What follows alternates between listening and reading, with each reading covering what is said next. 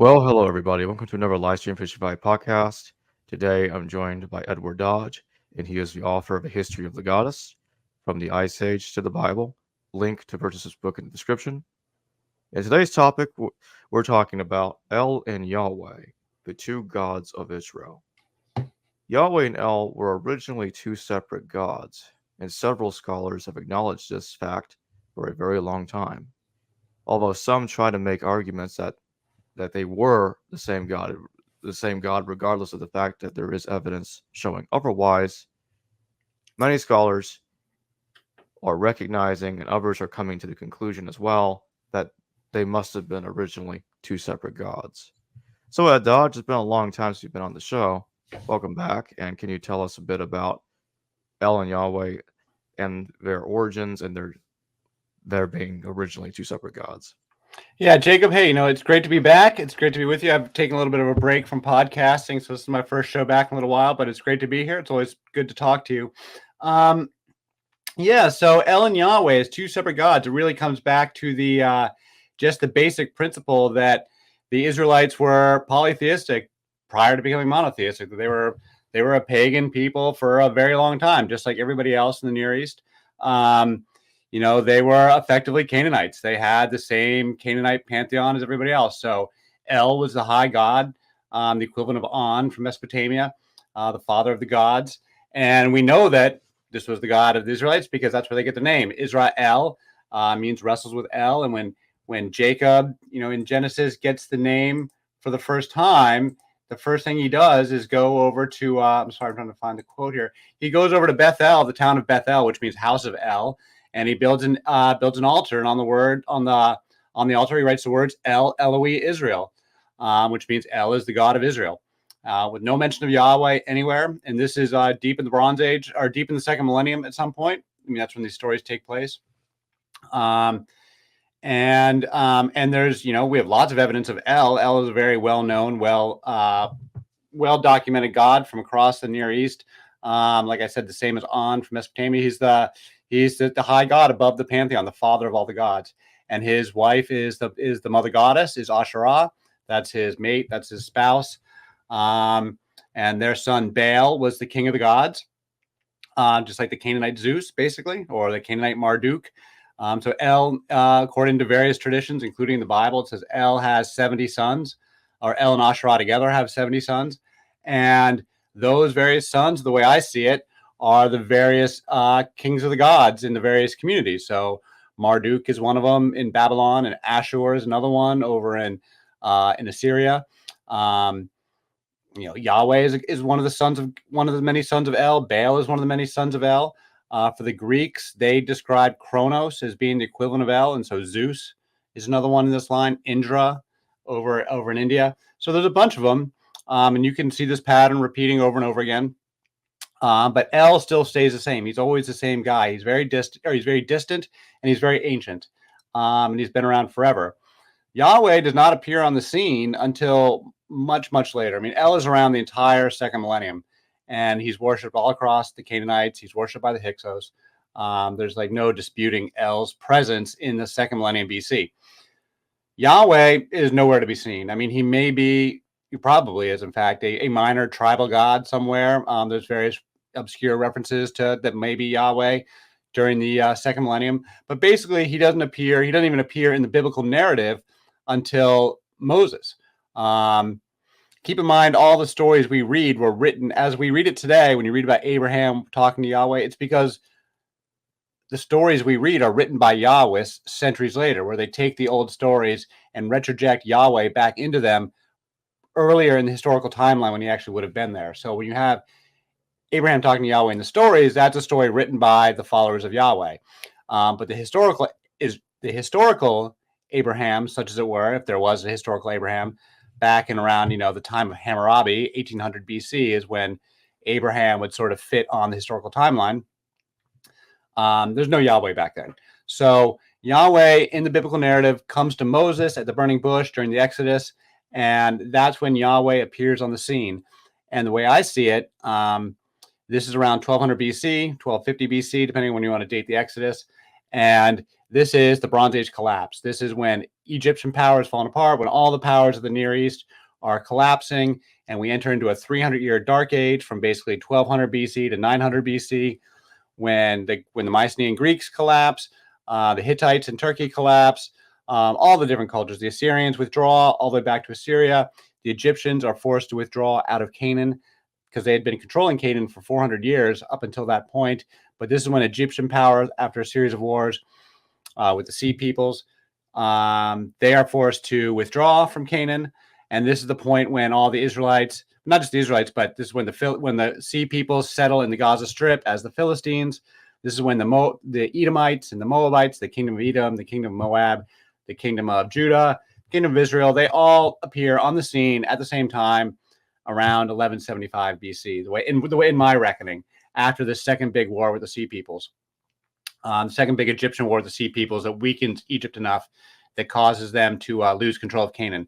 This is when Moses is coming on the scene, and this is the time of the judges in the biblical narrative, when the Israelites go back into Canaan and wage war. And on the historical timeline, what we're seeing is that this is like a couple centuries of complete lawlessness, complete chaos, and is a complete illiteracy.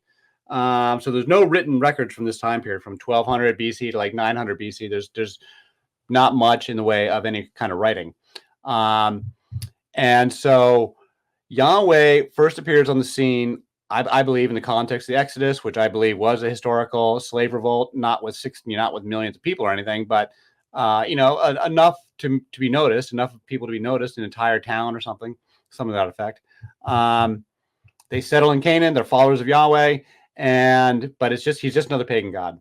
Just another son of El, and the full pantheon is being worshipped. Baal is the incumbent king of the gods. Asherah, and then the three goddesses, Asherah, Astarte, and Anat, who I contend are a triple goddess, that their identities are fungible, their identities are fluid, because it's all part of this big mother goddess tradition that I defend, even if today's scholars don't quite see it that way. So Asherah, Astarte, and Anat, they are the big goddesses. You've got Baal, Yam, and Mot. That's the equivalent of Zeus, Poseidon, and Hades. Yam being the god of the sea, like Poseidon, and Mot being the god of death, like Hades. This is the pantheon. This is how we know it from the Ugaritic texts and the Baal cycle story. And the way I see it is that there was a revolution against Baal, that the Baal culture really did practice child sacrifice, these Molech sacrifices. They used to call them sacrifices to Moloch, but there is modern scholarship has demonstrated there was no god named Moloch. It's just that it's been mistranslated, and it's actually just the name of the type of sacrifice. It's called an MULK because the original Hebrew has no vowels. And this was a sacrifice, a practice that continued all the way into Carthage centuries later, where they also worship Baal, because Baal and El, this whole pantheon is a Phoenician pantheon. And so they took it with them to Carthage in North Africa that was fighting with the Greeks and Romans later on, centuries later. They're worshiping Baal, they're worshiping El, and they are doing these same child sacrifices of the Molech sacrifice. And the Greeks and Romans write about it with the same disgust and contempt as the biblical writers write about it, that they were completely thought that these traditions were quite horrific, and they thought the Phoenicians were pretty gross. So I believe that there was a revolution against Baal, and that it begins only after the establishment of kingship. So you got, like I said, 1200 to 900 BC is the Bronze Age collapse. King David took Jerusalem as a historical event around 1000 BC, 1004, 1006, somewhere in there. Now, scholars will debate whether King David actually existed, but I don't think there's any debate that the Israelites took Jerusalem at this time. And they had a temple there, presumably, whether it already existed or, David and Solomon built it, a temple in the Phoenician style, because they say themselves in the Bible that they are friends of the Phoenicians. So King Solomon is definitely not a monotheist. He is very clearly a pagan, worshiping Yahweh in the pagan manner and worshiping all the goddesses, because the biblical writers are incredibly critical of him for doing so. So here we see, and then the golden calf is also important, because the golden calf is that they destroy after Mount Sinai with Moses. And then again, the golden calf was still there the entire time. Then that is a symbol of these old traditions of El. El is the bull of heaven. That's one of his titles. The bull and cattle are a symbol of the men and the male principle, the male fertility principle, if you will, in these old Neolithic religions. And so you see cattle worship going all the way back to Çatalhöyük and earlier, and it kind of represents the male principle. And so the golden calf is this old tradition of El. And so again, there's one in the town of Bethel, and the biblical writers call it Jacob's sin, that they were continuing to worship El. But yeah, they had this old practices, these old pagan practices where the mother goddesses are super strong. So it's got all the sex rituals. The drug and sex rituals are going strong in that era. And there is a revolution against it. So I believe that the revolution kicks in. Historically, it kicks in after kingship. So after King Solomon, after his son Rehoboam, who is also clearly a pagan, the northern kingdom of Israel gets formed. It was pagan its entire history. The biblical writers make no, they point this out repeatedly. Like, they're very unhappy about the ongoing paganism and the evil kings in the northern kingdom. So, and the golden calf stood in Israel. There was two of them, one in Bethel and one in Dan, and they stood the entire time. So El was just continuing to be worshipped on his own as his own independent God, and alongside Yahweh for a very long time. The question becomes for biblical scholars is that we do know that Yahweh and El ultimately get fused into one God, because this is why we have two names of God in the Bible. You've got God and the Lord, because God in English translates back to Elohim, which is plural for gods. And then the Lord, which is always capitalized, translates back to Yahweh. And this is why you've got both words and both names, is because they're originally two separate gods. And you also see the name El all over the place in the text. Just used standalone, El Shaddai, aside from these town names. El Shaddai is one of the titles. And so, so El was being worshipped there. So then you've got this revolutionary cult. And at some point, El and Yahweh get fused together. And certainly by the time you get to the written Torah in the Second Temple, they've already been fused. But nobody really knows at what point they've been fused. Biblical tradition maintains that they were fused all the way immediately at the time of Moses. So that would be in the 13th century BC. A lot of traditionalists will assume anyway, that they were syncretized early on. I'm frankly not convinced that they were syncretized early on, or even syncretized in the First Temple at all. Maybe they were in the minds of some of the radical Yahwists. That may well be, but it would have been later in the history of the First Temple, like after the reforms of Hezekiah and Josiah. And it would have only been in the minds of this one small cult, because El was a widely worshipped god all the way through the first millennium. So even if in the minds of the Yahwists, they've fused Yahweh and El, they're just a minority little group in one small country, just in Judah, which is just like a small little place. I personally don't think that they were syncretized early on. I think when you just look at the biblical narrative on its own, you make it pretty clear that they start the reforms in the 9th century. That's when they start overthrowing. There's three queen mothers that get overthrown in the 9th century, so in the 800s BC. The first one is done by King Asa, and this is the beginning of the reforms. I believe he's the grandson or great-grandson of King Solomon, and he overthrows Queen Makkah, who is the queen mother, because of her creating a graven image for Asherah. And so she's explicitly overthrown and deposed because of her Asherah practices. A little bit later, it's still in that same century, in the northern kingdom, King Ahab is the leader of Israel. His wife is Jezebel, the most reviled woman in the Bible, Queen Jezebel, the Phoenician queen. And she very clearly is the patron of a temple of Asherah. They make that very clear. They have that battle on Mount Carmel with the prophet Isaiah against the prophets of Baal and Asherah.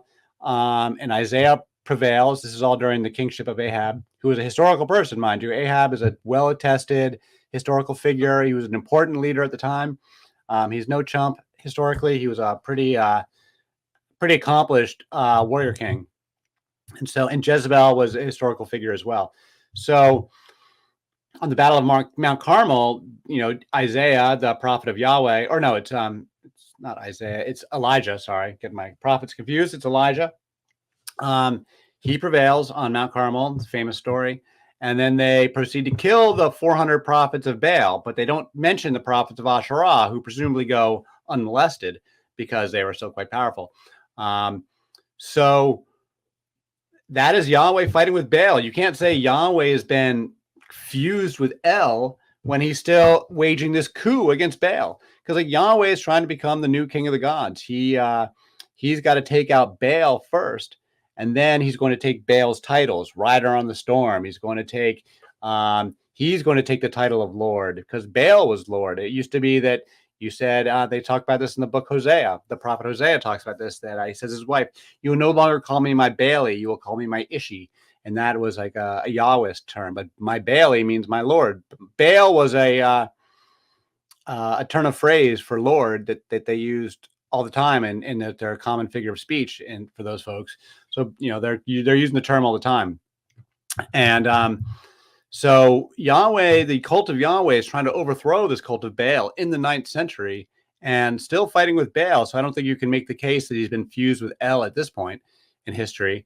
So King Ahab dies. Jezebel becomes queen mother. Their child is now the king. And there's a coup waged by Jehu, who is a Yahwist. And he assassinates both the kings of Israel and Judah, and he assassinates Jezebel quite famously, has her thrown out of a window. Very famous story in the Bible. And Jehu takes over. And now Jehu is definitely Yahwist. His name, Jehu, as like, I'm not an etymologist, so I'll leave it to others, but that's a Yahweh name. That's got the J, the Jah, that's a Yahweh cognate. So he's a Yahwist, but he's a pagan Yahwist because he leaves the golden bulls still standing, the golden calves in Bethel and Dan. And the biblical writers are very critical of this. They say Jehu, he was a Yahwist, but he didn't go all the way. He didn't really do it right. So he wasn't really a true reformer. But he has a full life, and then his sons are kings of Israel for like a century or something. And so like they just go on being pagan up there. In the southern kingdom in Judah, Jezebel's daughter, Athaliah, had become queen mother. So in all of these assassinations, in all of these political machinations, Athaliah takes the throne. She kills off a bunch of folks. She's like, she's no angel either. So she becomes queen mother in Judah and rules for 6 years, the only woman to rule Jerusalem as a queen in these stories. And then she gets assassinated by Yahweh. So that's the third queen mother, all of whom are associated with Asherah, and 3 of them get deposed. I frankly think that is A, historical, and B, symbolic. Like that, none of that's there by accident. I actually think that these are all real people, and that these are real. That the Book of Kings it's propaganda, but it's actual history. These are all historical figures, and it's actual events being put through the Yahwist propaganda lens, but it's actual history, in my opinion. So that's all in the 9th century. They're still fighting about Baal and Asherah. The Asherah pole continues to stand. And then you get like a full century later, the Assyrians have come through. They wiped out in 722 BC, I believe is the year when Assyria destroys the northern kingdom of Israel and wipes out the 10 tribes, and they disappear. And then they attack Judah. King Hezekiah is now the king, and he's one of 2 great reformers that's all Yahweh, that wants to put down the other cults. And at this point, Assyria is overthrown when he's a young man, a young king. All the refugees come fleeing into Judah. This is a time of great upheaval. And it's a few years later, or even 20 years later, that the Assyrians attack Judah and attack Jerusalem, and they sack the entire country. They totally lay waste to all the towns, and they get all the way to Jerusalem, and Hezekiah is penned up inside the walls of the city, and they lay siege to the city. This is a very important part in the story of the Book of Kings. But ultimately, the Assyrians, they withdraw. Whether they take a huge bribe, they take all the gold out of the temple, and a huge payoff, and decide to depart and leave Hezekiah alive. Now, at this point, if the Assyrians had sacked the city and sacked the temple of Yahweh and killed Hezekiah, at this point, the entire religion of Yahweh would have disappeared, and we never would have been heard from again. If they had gotten down to like just one single candle, like literally, like barely anything left of this, what became monotheism. But at this moment, at this particularly crucial moment in time, it was down to just a whiff. But the Assyrians did withdraw. Hezekiah does survive the day, and he's hailed as a hero, hailed as like, the next Moses practically. And so the Yahwists get a big head of steam, thinking that they've that they survived, that they were really favored by God. And so Hezekiah, the reforms had already happened. He had led a whole series of reforms. They cut down the Asherah poles, and they smash altars to Baal, and they smashed the temple to Baal, and they smashed the Nehushtan. I can never pronounce it correctly, but the bronze snake that Moses had made. This is, again, clear symbolism that the earlier Israelites were totally pagan, because the snake is an incredibly powerful symbol of, particularly in the goddess traditions, of mystical wisdom, power, and authority. But in terms of the goddess traditions, it's a symbol of regeneration. That's why they like it, because their traditions are all about life, death, and renewal. And so the snake is a very powerful symbol, and they had been using it. Moses used a snake staff, and so this had been a powerful symbol for the pagan Israelites, that in the reforms they get rid of it.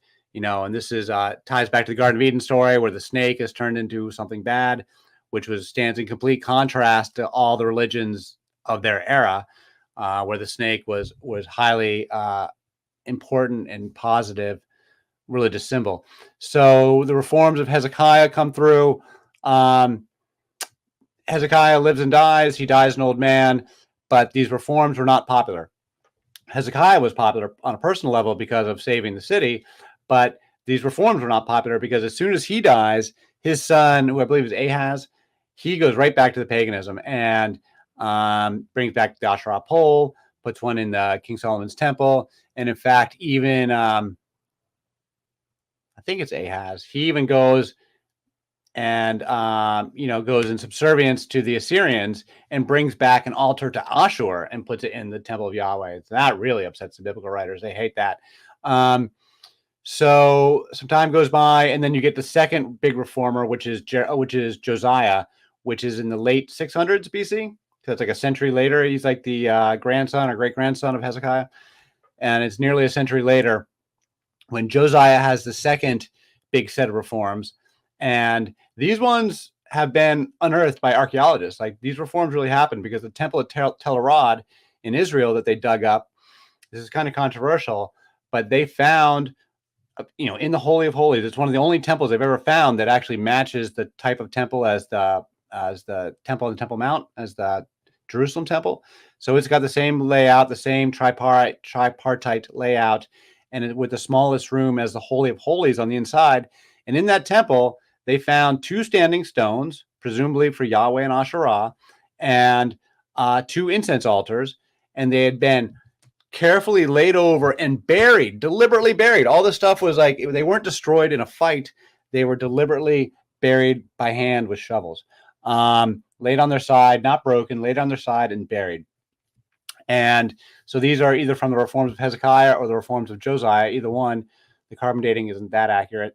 And so, and on one of these altars, the smaller of the 2 incense altars, the one that goes with Asherah, there was incense residue on it that just recently, in the last couple of years, they analyzed that incense and found it to be cannabis. They found it to be hashish. And so that, again, goes back to my whole argument about cannabis being very important to the Asherah traditions, and that this is an actual piece of archaeological evidence, not just textual evidence. So it's very powerful. And it's powerful that it was thrown out as part of the reforms. So at this point, El and Yahweh may be fused. At this point in history, the 7th century, El and Yahweh may be fused in the minds of the Yahwists. But nonetheless, like as I was saying before, still the majority of the people are still pagan, and El and Baal are still being worshipped by the Phoenicians and the Canaanites all around the country. So El had been fighting with Baal to take all of his titles, Rider on the Storm, and all those things. And so Josiah gets killed. He wasn't too much favored by God since he gets killed on the battlefield. And then again, the reforms don't stick. As soon as Josiah dies, the following kings all go right back to the paganism. And then it's not much longer after that, the Babylonians come through in 586 and sack Jerusalem and destroy the temple of Yahweh and send everybody in exile, not everybody, but send the elites in exile to Babylon, where they spend the next 150 years. And it's during that time in Babylon that they put the Torah together. I mean, there's all these old texts and old traditions. And it's during that time in Babylon that they have that once they're the Persians defeat the Babylonians, and the Persians are nice to the Israelites, are favorable towards them, and so they sponsor them to rebuild the Second Temple and to write their sacred texts. And so they're able to employ scholars like Ezra to do the actual scribal work of stitching together the Torah we read today. I don't think it was finished in that time period, but I do think that that's when the traditional dating is 458 BCE is when Ezra, presumably, according to Jewish tradition, brought the completed Torah back to Jerusalem for the Second Temple at the beginning of the Second Temple period. And at that point, they're monotheists. At that point, they're Jews as we know them. But the First Temple, they were never Jews. They don't call themselves Jews. They never use that title. They're either Hebrews or Israelites. There's no rabbis. There's no Torah in the First Temple. So First Temple, all pagan. Second Temple is when they're monotheist. And the transition takes time. But it would have begun presumably at some point during these reforms, late in the First Temple. And then the idea of monotheism really comes together in Babylon. The scholars actually date it. I don't have the passage in front of me, but it's somewhere in Second Isaiah. There's a specific passage that the scholars say is, the first time you really see El and Yahweh having been fused. I'd have to find that passage though. Anyway, I think that's a bit up for me. I can take a break and whatever questions you got there, Jacob. We do have a couple of super chat questions. The Muslim apologist, thank you for your super chat. Is there evidence of Yahweh being a distinct God from Elohim? Where does Asherah worship come into the picture? All right. So Elohim is this. My take on the word Elohim is plural. And my take on it is that means all the gods. And so when they come up with this, frankly, revolutionary idea of monotheism, it's a real intellectual breakthrough in many respects. They take El and Yahweh and they come up with this new word Elohim, which means all the gods. Our God is all the gods. And so, that's dating. I mean, I don't know when they start using that term Elohim instead of El and Yahweh separately, but I believe that is it. That's when they start calling them Elohim. That's when they've been fused together. Now, Asherah worship comes into the picture because she is the popular religion. That is the religion of the common folks. The goddesses are the popular religion, the dying and rising God. These are all the nature-based traditions that seek life, death, and regeneration. And these are really popular religions all across the Near East. And they have a revolution against it. So when they're getting rid of Asherah and the cutting down the Asherah poles repeatedly, and then the people put them back up and the Yahwehs cut the Asherah pole down, this is a reformation. This is a fight. It's kind of like the Protestant Catholic Reformation that played out over centuries in, the Middle Ages in Europe. This reformation, this revolution against the traditional paganism plays out over 4 or 5. Actually, I think it plays out over 2,500 years. But really, in this context, it's 400 or 500 years that they're really fighting about it. And so, right up until the end of the First Temple, when they go into exile, there's a big confrontation between Jeremiah and some of the women. And this particular group has gone into exile in Egypt, not in Babylon, but nonetheless, it's in the immediate wake of the destruction of Jerusalem when they're the refugees. And the prophet Jeremiah castigates the women for their worship of the Queen of Heaven. And the women are like, hey, what are you talking about? No way. This is Jeremiah 44. Everything was fine when we worshiped the Queen of Heaven. It was only when we stopped worshiping the Queen of Heaven that we suffered from famine and bloodshed. And they tell Jeremiah to shove it and go away. And he does. And so Asherah was the popular religion. But it's a religion that's full of sex and drugs. It's a religion of the old matriarchies where the women have one of the big things they're fighting about with Asherah, and why this Reformation is in place is because, in my opinion, the argument I'm making in my other work is that Asherah is from the old tribal matriarchies. When you built your families around maternal bloodlines instead of paternal bloodlines, and this was the default for most of humanity, most of our history. In 80-90% of indigenous people, indigenous tribes, and historical tribes are maternal. You trace your bloodlines to the mother. It only makes sense, because to trace your bloodlines to the father obligates you to police the women's sex lives and control the women's sex lives and make sure that the girls stay virgins until they're married, and the wives are monogamous to their men, even though the men are not monogamous at all. And so that is not the default of humanity. The default of humanity is to build your families around the mother's maternal bloodlines. And in those cultures, the women's sex lives are not being policed. And they celebrate women's sexuality. They celebrate women's sexuality as a source of life. And so they have tons of sex traditions. And, the Dionysian and Bacchus cults that came right through Greek and Roman times were all part of this. Dionysus is worshipped alongside Demeter in the Eleusinian mysteries. He's totally gay. And they totally, and it's not just about sex. Sex is part of it. It's about the full cycle of life. So the god will die tragically, and they will mourn. They'll spend an entire day mourning and crying about the god who died. And then the next day, the god is miraculously brought back to life by the powers of the great goddess, and they'll all celebrate. And then they'll celebrate with music and dance and feasting. And ultimately, and drugs is all a part of it. And then ultimately with sex, like they have a great big feast, and then everyone that wants to has sex. And these are celebrations. And if the girls get pregnant, so be it. Like, it's not a problem, because they're not tracking paternity.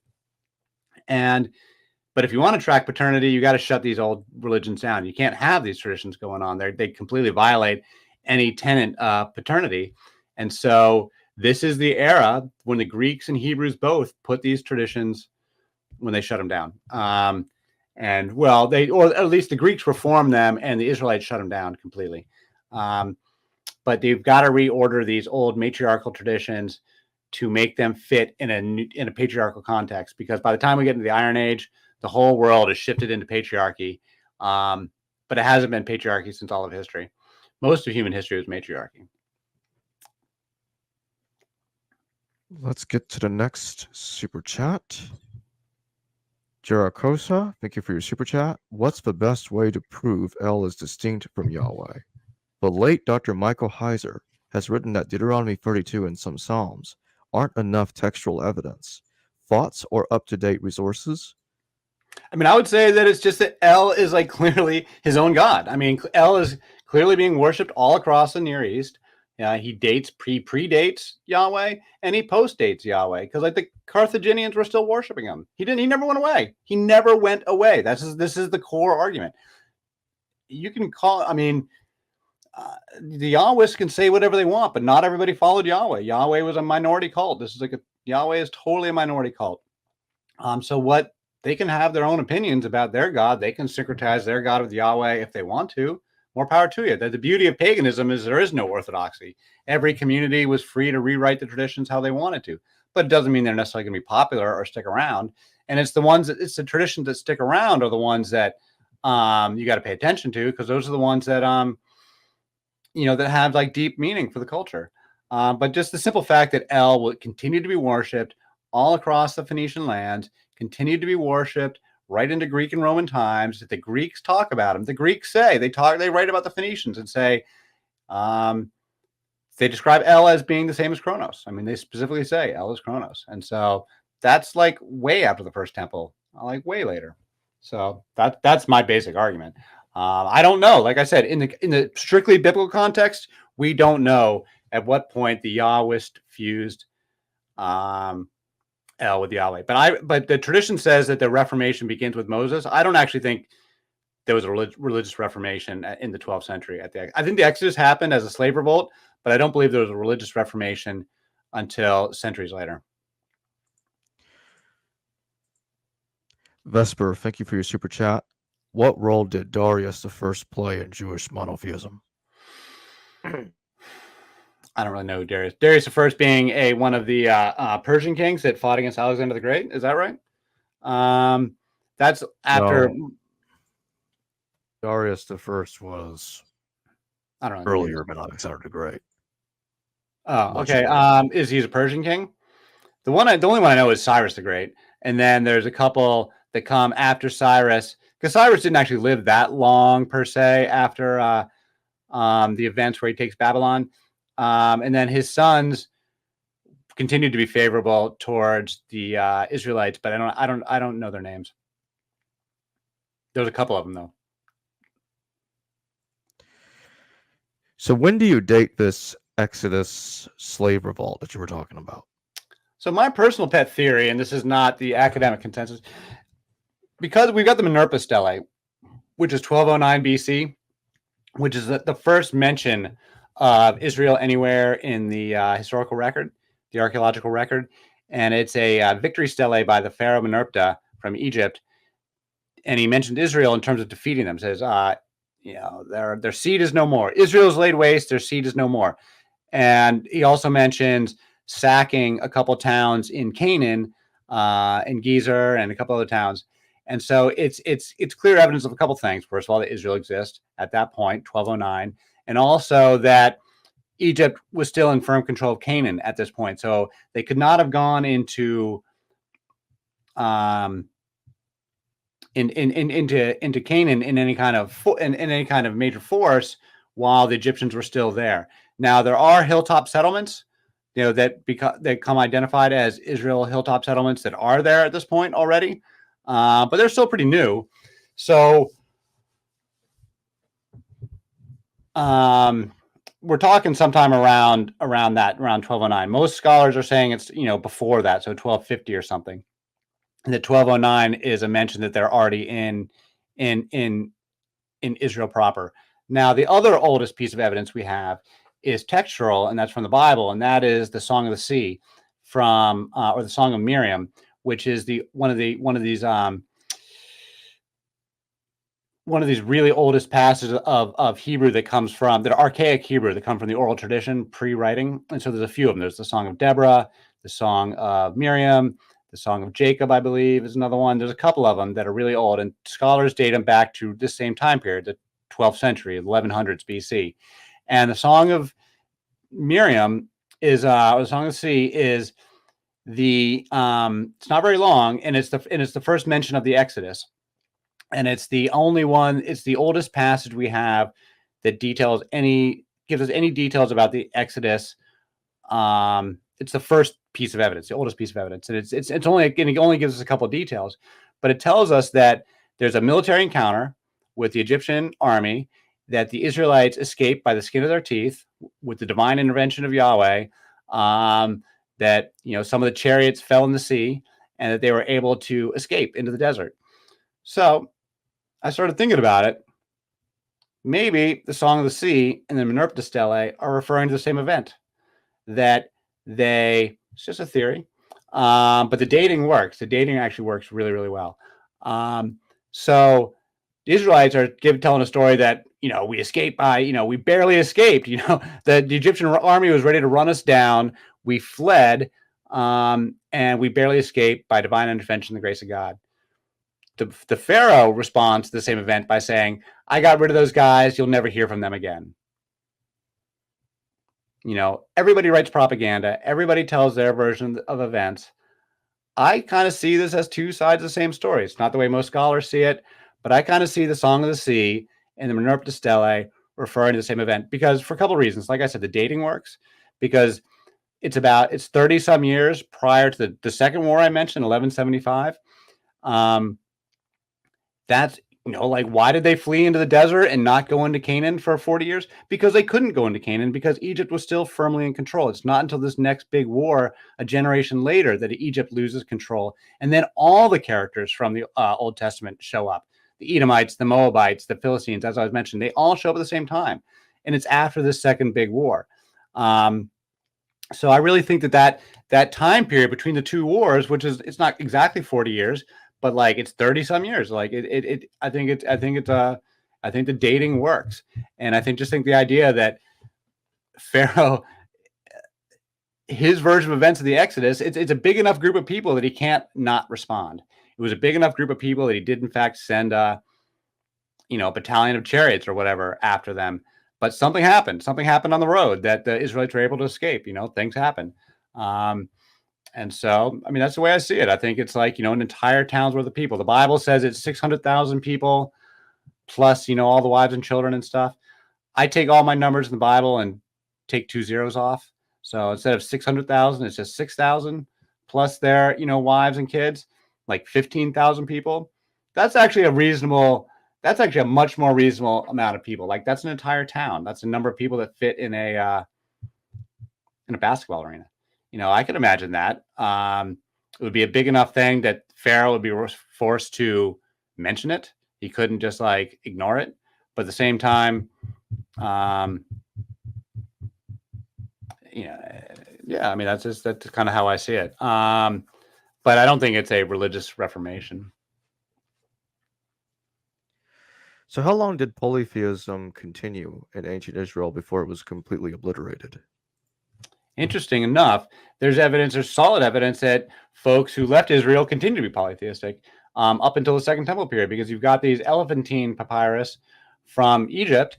Some of the refugees, they went to Egypt and they set up an Elephantine is an island, I believe, right? Correct me if I'm wrong on that. And there's texts from like 300 BC where they talk about Anat and Yahweh, because again, these goddesses, their identities are pretty fungible, so they'll swap Asherah, Astarte, and Anat around pretty endlessly. And this is a tradition. It's called in Hinduism. This is a tradition. It's called Shakti, and it's a super ancient part of the Rig Veda that is still practiced today. In Hinduism, they're very clear that all the goddesses derive from one primeval source called Shakti, and that all the goddesses' identities are interchangeable. And so, especially these triple goddesses. And so that's why I believe you see such easy and ready synchronization among goddesses across the ancient Near East, because people recognize that it's all a common tradition, and it's very, very old and very widely dispersed and very popular.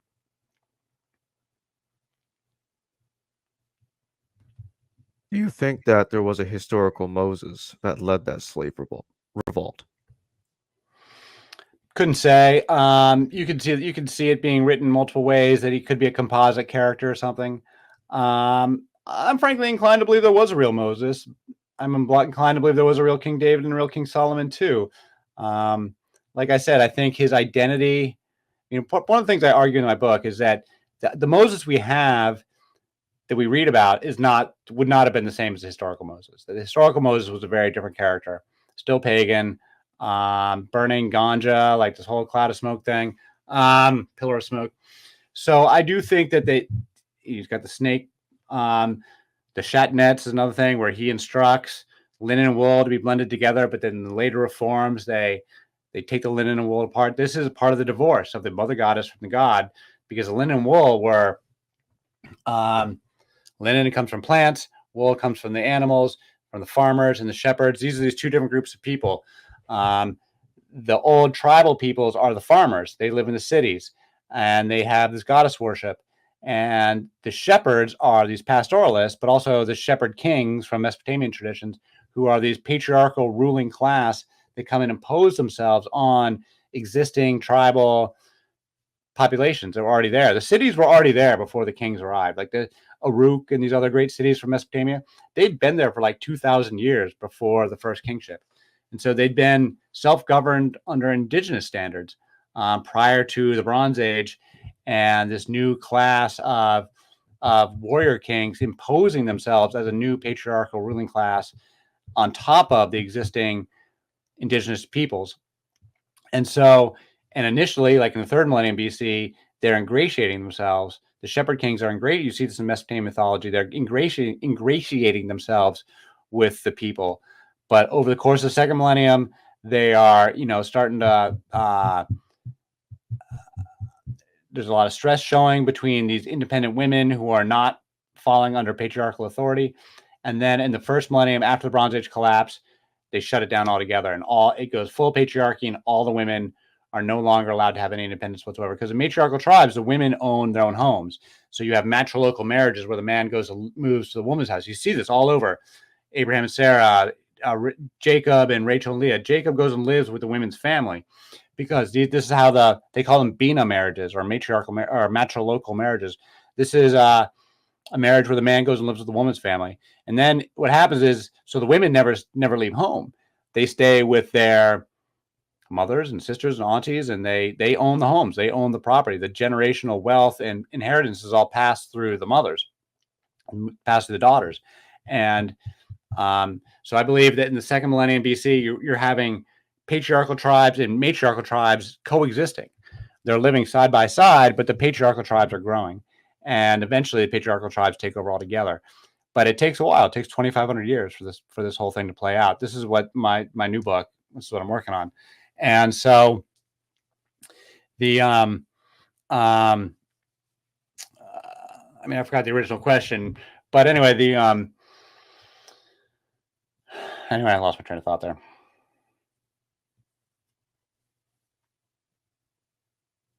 How long do you think, actually, let me rephrase the question. Do you think that even after they started merging El and Yahweh as the same God, do you think that even way after the texts were written, that some groups resisted that identification? And if so, how long did that resistance carry on before it was eventually dispersed? I mean, all the Phoenicians were certainly didn't agree with it. No, I think that well, here's a perfect example. Here is a perfect example of that. When Ezra brings the Torah back, 458 BC, the date we're putting on it, symbolic date. The scholars will put different dates on, but for the sake of argument, 458 BC. He goes and he reads the book of the law. This is in the book of Ezra in the Bible. He reads the book of the law to the people. And there's a big assembly and everything. He's in Jerusalem now.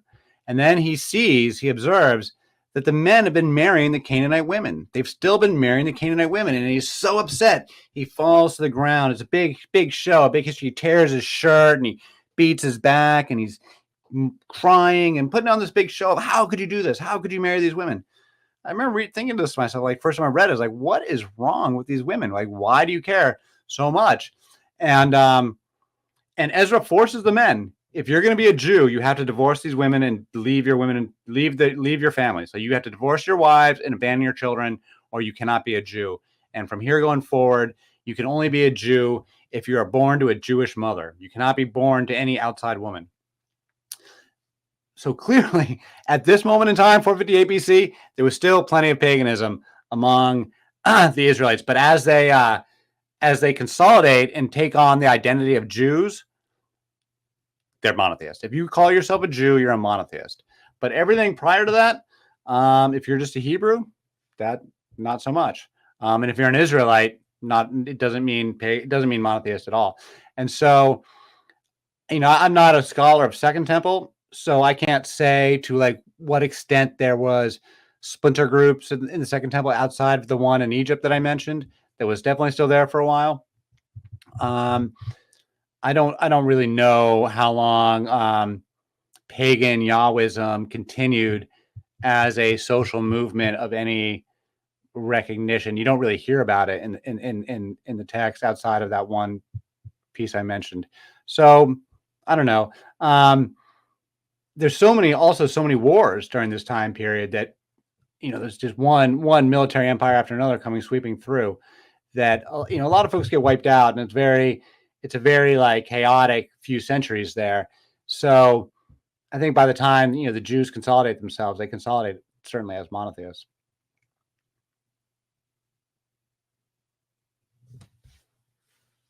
And do you think that any memory of El and Yahweh originally being two separate gods had any effect on the New Testament? Do you think there's hints of it in the New Testament at all, in your view? Well, absolutely. I mean, the whole context of this father-son pattern continues right through with Jesus, just another son of God, just another son of El. So yes, absolutely. And the Gnostics made this abundantly clear. The Gnostics were open about this. They call it the monad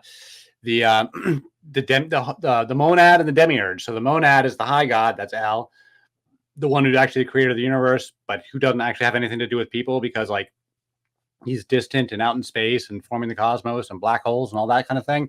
He doesn't have time to deal with his people, little humans. So like that's why he dispatches his children to be the gods that actually, you know, are around with people. But yes, this pattern of the Father and Son, it just continues right through Christianity. And again, the Virgin Mary is just this same pagan mother goddess, but she's been demoted. She's got the same title. She is the Mother of God, the Virgin Mother of God. This is one of the classic tropes of all of these old mother goddess traditions is this whole Virgin Mother title, and that the priestesses were called virgins, the goddesses were called virgins, and that the idea that the entire universe was born of a primordial mother who was all alone, so she had to give birth to her own mate. This is Gaia, and the Greek traditions gives birth to Uranus, but that's not the only one, and they in turn give birth to next generation gods. But that's not the only one. In the Mesopotamians, it's Namu, who is the salt waters, who gives birth to everything. That she is the primordial salt waters from which everything else emerges. And her husband is the fresh waters. That's in the Sumerian. Then the next generation, the Babylonians, the Babylonians, the Akkadians, they in the Enuma Elish, which is the next 1,000 years later, they rewrite the story so that Namu has now become Tiamat, but she's bad, and so they have to destroy Tiamat, the old mother goddess. And then there's the waters in Genesis 1, and God created the heaven and the earth was formless and void, and the Spirit of God hovered over the waters.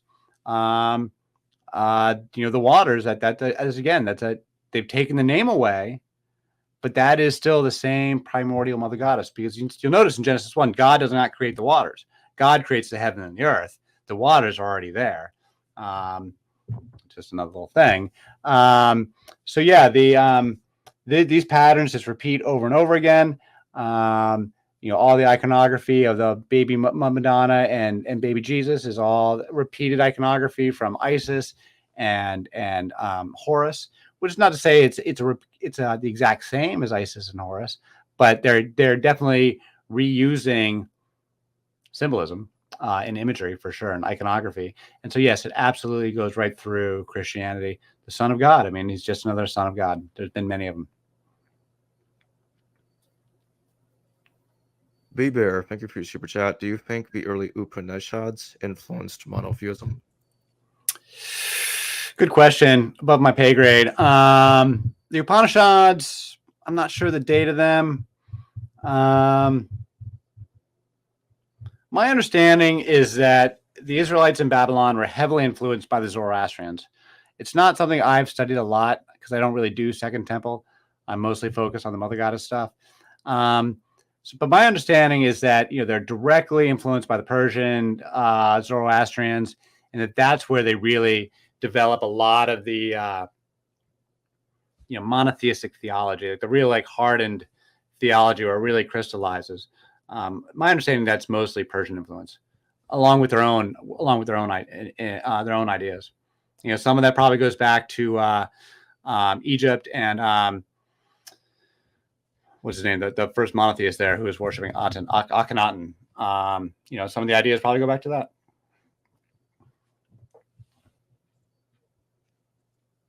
And in my closing question, when do you think the final form of the Torah came into existence?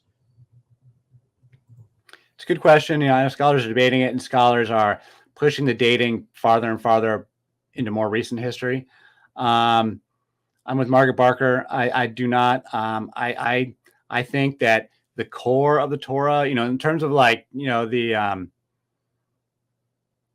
core narrative and the core meaning and the core symbolism, the core spiritual theology of the Torah comes together, in my opinion. And I'm open to other arguments, but this is certainly the tradition. It comes together under Ezra in the 5th century. That said, I do believe they continued to work on it for centuries longer, and there's plenty of good data that they were doing work on it in the Persian period. And then you get Septuagint, which is, what's the date of the Septuagint? 2nd century, 3rd century? 3rd century BCE. Yeah, so that's in the 200s. that's when we know that it's codified into like basically the form we have now. Again, it still was still like not 100% that way, but like it's basically takes form at the time of the Septuagint. Some scholars are saying that is when it really came together.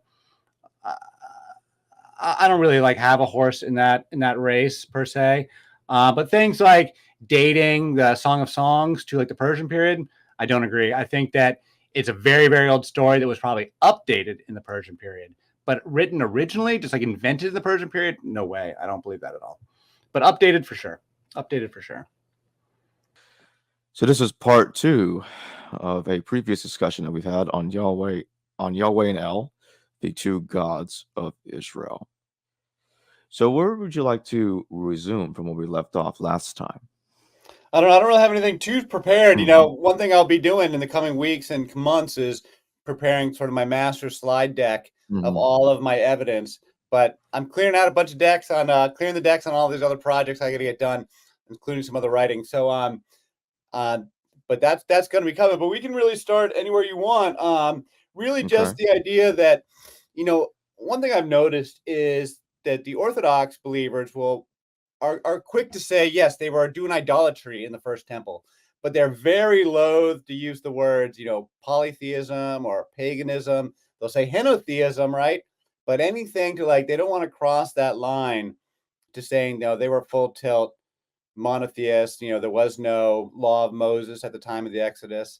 And then all that stuff comes later. They really want to hold on to that idea that they had monotheism in the first temple, which I really just don't think they were. I think they were on their way to monotheism, and these ideas were being developed slowly over a period of centuries in the first temple. But they don't get to complete monotheism when the first temple is destroyed at all. And they were still fundamentally Canaanites fighting within the Canaanite pantheon about, stop worshiping this old god Baal and have those nasty practices and start worshiping this new god Yahweh with our reform practices. And that they're really having a culture war. I'll let you ask some questions, Jacob, if you got anything specific you want to dive into. Sure. Why do you think that they're so hesitant to use the term polytheistic for that time period? Well, I mean, I think it's because they're defending Orthodox faith and Orthodox truth and Orthodox authority. Because at a certain point, this is what the Orthodox have been wrestling with ever since the Enlightenment kicked in a couple centuries ago, is that all these new, the Orthodox used to be the source of truth. Up until 200 years ago, the Bible was the only source of evidence we had, really. Unless you were like a super learned scholar who could read Greek and Hebrew or Greek and Roman, Greek and Latin, the Bible for your average everyday person, including like educated founding fathers, the Bible was the only source of information we had about the ancient world. I mean, literally for 1,500 years, this was the only information in the West that we had about history.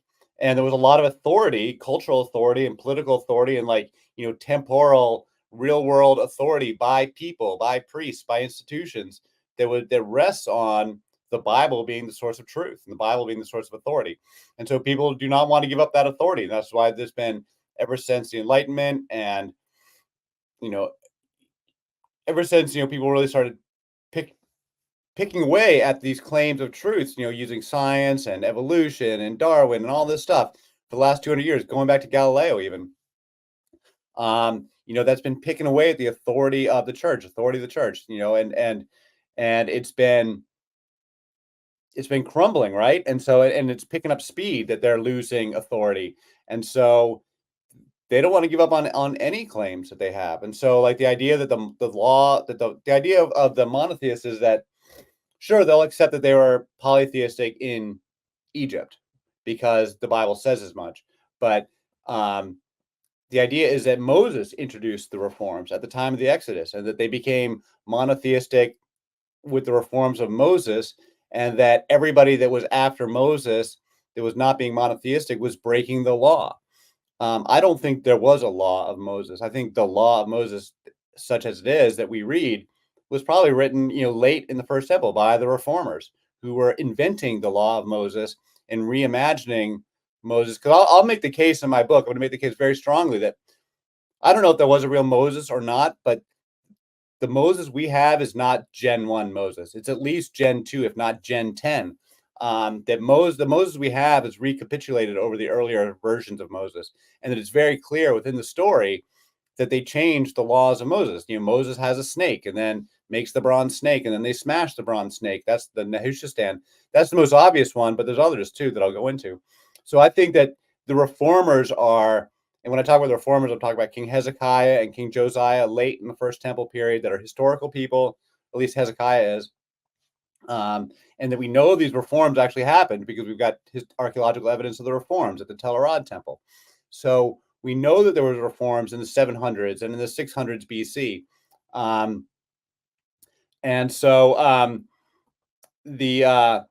I think that's when they recapitulate Moses, rewrite the stories of Moses, start changing things that Moses had said. Moses said, I mentioned the Nehushtan, but secondly, Moses in the laws of Moses says, take linen and wool and stitch them together and make the holy vestments. And then later on in the book of Deuteronomy, in the laws of Deuteronomy, they have a law saying, do not blend linen and wool together. Do not sew linen and wool together. It's called shatnetz. And it's a rule that Jews follow to this day. They don't have it's like kosher for clothing. They don't mix linen and wool in their clothes. It's called linsey woolsey. And they have special rabbis that go and inspect the factories to make sure that clothes are shatnetz. The term is shatnetz. They don't even know why. I have an argument for why. I'll talk about it in my book. It's part of the reforms, though. They want to not marry the farmers and shepherds. Anyway, that's one other story. But so I think these reforms come much later, and they're not completely fully baked into what we would call monotheism, even at the time. I think it's more of a culture war, and that the philosophical ideas that we see in Isaiah 2, when it really does become monotheism. And again, I'm going to have a whole slide deck with all this stuff. When we get to Isaiah 2, which is clearly during the Babylonian exile, that's when they're really at true monotheism as we know it now. But that's in the exile. That's after the first temple's been destroyed. And it's when they come back in the second temple that they're Jews, that they literally have the name Jews, and that they have rabbis and the Torah and things that we would recognize. But first temple, completely unrecognizable, all the way to the very end of it. They were still worshiping the Queen of Heaven all the way into the exile. But to admit that, if you're an Orthodox person, to go back to the beginning of the question, to admit that, that's to admit that there's a mother, that there's a Queen of Heaven and a Mother of God, and that she is part of our traditions, and you have to acknowledge her. Part of the Jewish reform that was so complete was that they eliminate the entire concept of goddess. They can eliminate the entire concept of the divine mother by eliminating the very word. There's no word for goddess in the Hebrew language. There is no concept of the feminine divine. And so, but if you go back to, say, the first temple and King Solomon and King David, they were polytheists and they had a sense of the feminine divine. That's a radical theological. There's no depth to the importance of that theologically. I mean, this is what got me started in all of my studies, is the idea that God had a wife or God has a mother. That shatters the entire concept of monotheism, and it shatters the any claims of authority that are still standing. Not that there's many claims still standing, but it definitely shatters any remaining sense of the holism of Orthodox worldview.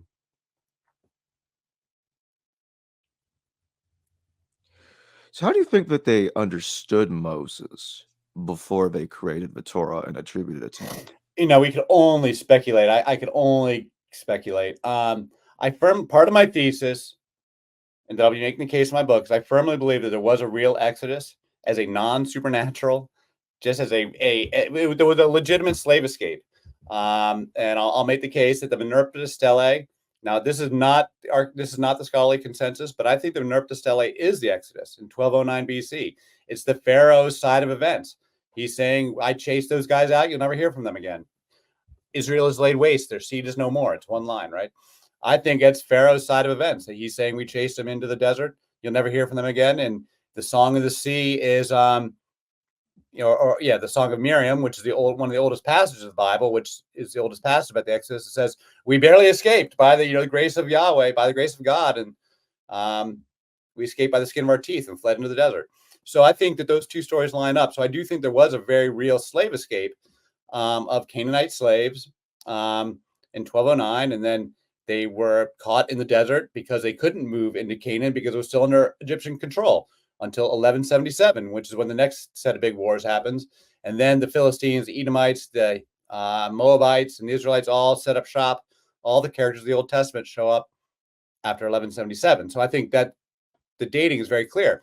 So I think so Moses, we got to take Moses, Miriam, and Aaron, all three together. Was their original family that led this slave revolt, or are they a fictional creation? Well, if they're a fictional creation, they're a fictional creation from the earliest days, because the Song of the Sea is the oldest passage from the oral tradition. Scholars date it back to the 1100s, 1200 BC, which is exactly the dating I'm giving. It's totally pre-literate time period. It's pre-literate Hebrew. There's 3 or 4 of these old songs: Song of Jacob, the Song of Deborah, the Song of the Sea. There might be a couple others that are of that vintage of this oral tradition, Bronze Age collapse era. So I think that if Moses, Miriam, and Aaron are fictional, then they're invented very, very early on, and it doesn't change that the stories, and that doesn't change my argument that the stories change 500 years later. That half a millennium later, in a totally different cultural context, that the reformers of that era are trying to reimagine Moses to make him their guy. I mean, just imagine, just hypothetically speaking, imagine the Christian nationalists. There's a revolt in America. The Christian nationalists win. They take over America. It's like a Christian version of Iran in America, and it's successful. And for 500 years, the Christian nationalists run America as a totally successful country.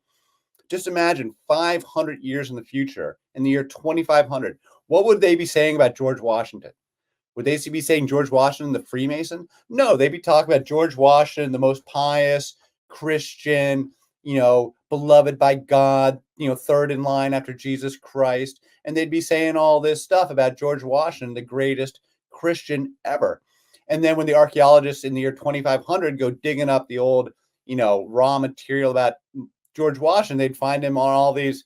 Well, why do we have him in this Freemason garb, laying the cornerstone of the Capitol building in 1795 or whatever? And because the Christians hate the Freemasons, so the Christians would be all like stumbling over themselves to come up with an excuse for why they've got all this firsthand evidence of George Washington the Freemason, when they're trying to talk about George Washington, the greatest Christian zealot ever. And the winners write the history books. So if the Christians are writing the history books, they're going to write history books about George Washington, the greatest Christian. And if it's somebody else who writes the history books, they're going to write history books about George Washington, the Freemason who never talked about God in his public life all of his life, ever. So the winners write the history books. And I think it's that kind of thing with Moses that we see his story being recapitulated. We see it with Miriam. We see how Miriam just gets chucked out of the story, just like because there's a story where she gets Miriam and Aaron. Sorry, let's go to Aaron first. Aaron can do no wrong. Aaron, everything he ever does, he makes the golden calf, but he's forgiven because the Levite priests draw themselves, who become the dominant priesthood in Judaism 500 years later, or what have you. They draw their lineage back to Aaron. So in their mind and in their stories they write, Aaron can do no wrong. But they had rival priesthoods who followed other people. And so they were writing different sets of stories where Aaron was making mistakes and doing bad things. Likewise with Miriam, she was the prophetess and the leader of the women. Well, when my whole argument is the women are being thrown out of power when they throw out the mother goddess. So Miriam gets thrown out of the story. She and Aaron both get in this argument with Moses about Moses' wife, and we don't know what they're arguing about. Aaron, he doesn't get punished, but Miriam, she gets struck with leprosy and thrown out of the camp. And then we never hear from Miriam again, except when she dies. She's basically, just exit stage left. It's like vaudeville. They come up on the stage with a hook, yank her off stage, and we never hear from her again, except when she's buried in the city of Kadesh, which is the same name. It just so happens to be of the Kadesha priestesses, and like Kadesh is the name of the mother goddess, or one of the names. So Miriam is buried in the city of Kadesh. Do you think that's a coincidence? I don't really think so. So I think it's all part of these reformations that take place over centuries they have to they have these stories about Miriam, so they have to edit them and they have to modify them. And so you can't eliminate Miriam completely because she's an important part of the story from the early parts. So they modify the story at the end so that she loses her stature. And Aaron is always forgiven for all the things he does. I think that this is centuries of storytelling in additive layers, one upon top of the other, and you would have competing versions over the course of the first temple when they're fighting about this stuff, and they're fighting between Yahweh and Baal. They're going to have competing arguments about how the Exodus went down. They're going to have competing narratives we never hear about. We just know that we can infer from within the stories and from the scholarship that there were rival priesthoods in the first temple, but we only get the evidence from the one priesthood that won. So we can only make inferences. All we know is the existence of these rivals. We just don't really know what the substance of what they were arguing about. So I do sincerely believe that the law of Moses that we read in the book of Deuteronomy, the conventional scholarship is that that's written by the Deuteronomist priests in the time of Josiah. The people that the priests in the story in the book of Kings, when it says they found the text hidden behind the altar or something, that they actually had simply written it at that time. It makes a lot more sense, which is in the 600s. I think that's a time of reformation and a time of competition and a time of conflict within the community about the moral future of the community and their moral practices, not unlike this, the Civil War in the United States. We're fighting over slavery and having very, fundamental conflicts about the nature of morality and how we're going to structure our society. And that ultimately could only be resolved on the battlefield. And ultimately one side had to just simply defeat the other, or the history rolls on over enough time that certain ideas percolate to the top, and ideas that are old, they go away. I mean, I think we went into the axial age around the world around the year 500 BC in the mid first millennium, because all the old, sort of shamanistic, nature-based ideas had become inadequate for the time period, for the level of knowledge that people had at that time. But just as I think that we are going into we're into a new era right now where we're going from the Iron Age into the Space Age. So the Axial Age religions all come out of the Iron Age, material time period, and we'd been in the Iron Age from, a 3,000 years, from 1,000 BC until 2080, when now we're in the Space Age. So now our old Axial Age religions are falling apart, and those ideas don't make sense anymore. But we don't have a new cohesive, comprehensive worldview that makes a lick of sense going forward. It's just confusion and chaos right now. I think there's a big reformation coming out of the Bronze Age collapse and into the Iron Age, and they fight about this stuff, and that I have no idea if there's actually historical Moses or if he's a composite character, but I'm 100% certain that Moses, Miriam, and Aaron go back to the first generation of the stories, and that then the stories are changed at least once, if not multiple times, over centuries, until we get to the final written version we get to today. Do you think as early as the end of the 13th century BC, when the Merneptah stela was created, do you think they were also at that time worshiping Yahweh and El in their pantheon, or do you think those two haven't arrived in their pantheon just yet? Oh, El and Baal are traditional gods of the Canaanites. So they've been. I've not done scholarship on the Hyksos to make this argument definitively, but I'm gonna just go with the flow and say that the Israelites are in fact descendants of the Hyksos, and because the dating all works. That the Hyksos, they conquered Egypt at the right time period for Joseph and those stories of the timeline to be taking place, and then they get a century later they get defeated and enslaved by the Egyptians, and then 400 years of Egyptian domination of Canaan is exactly the 400 years that the Israelites are said to have been enslaved in Egypt. So all the timing works perfectly for them to have been descendants of the Hyksos. And the Hyksos worship Baal and El. Baal was the king of the gods for the Hyksos, and El was the high god, the father of the gods. So those gods had always been around.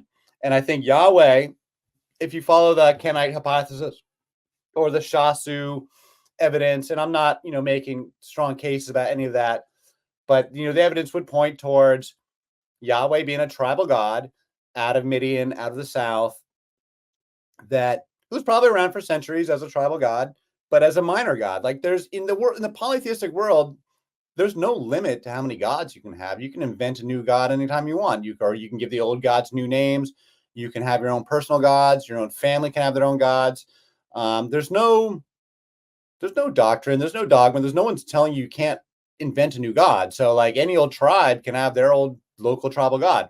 And so there's no telling how old Yahweh may have existed as a name or as a tribal god. But I think that what we understand from the context of the Bible stories is that he rises to prominence in the context of this slave revolt.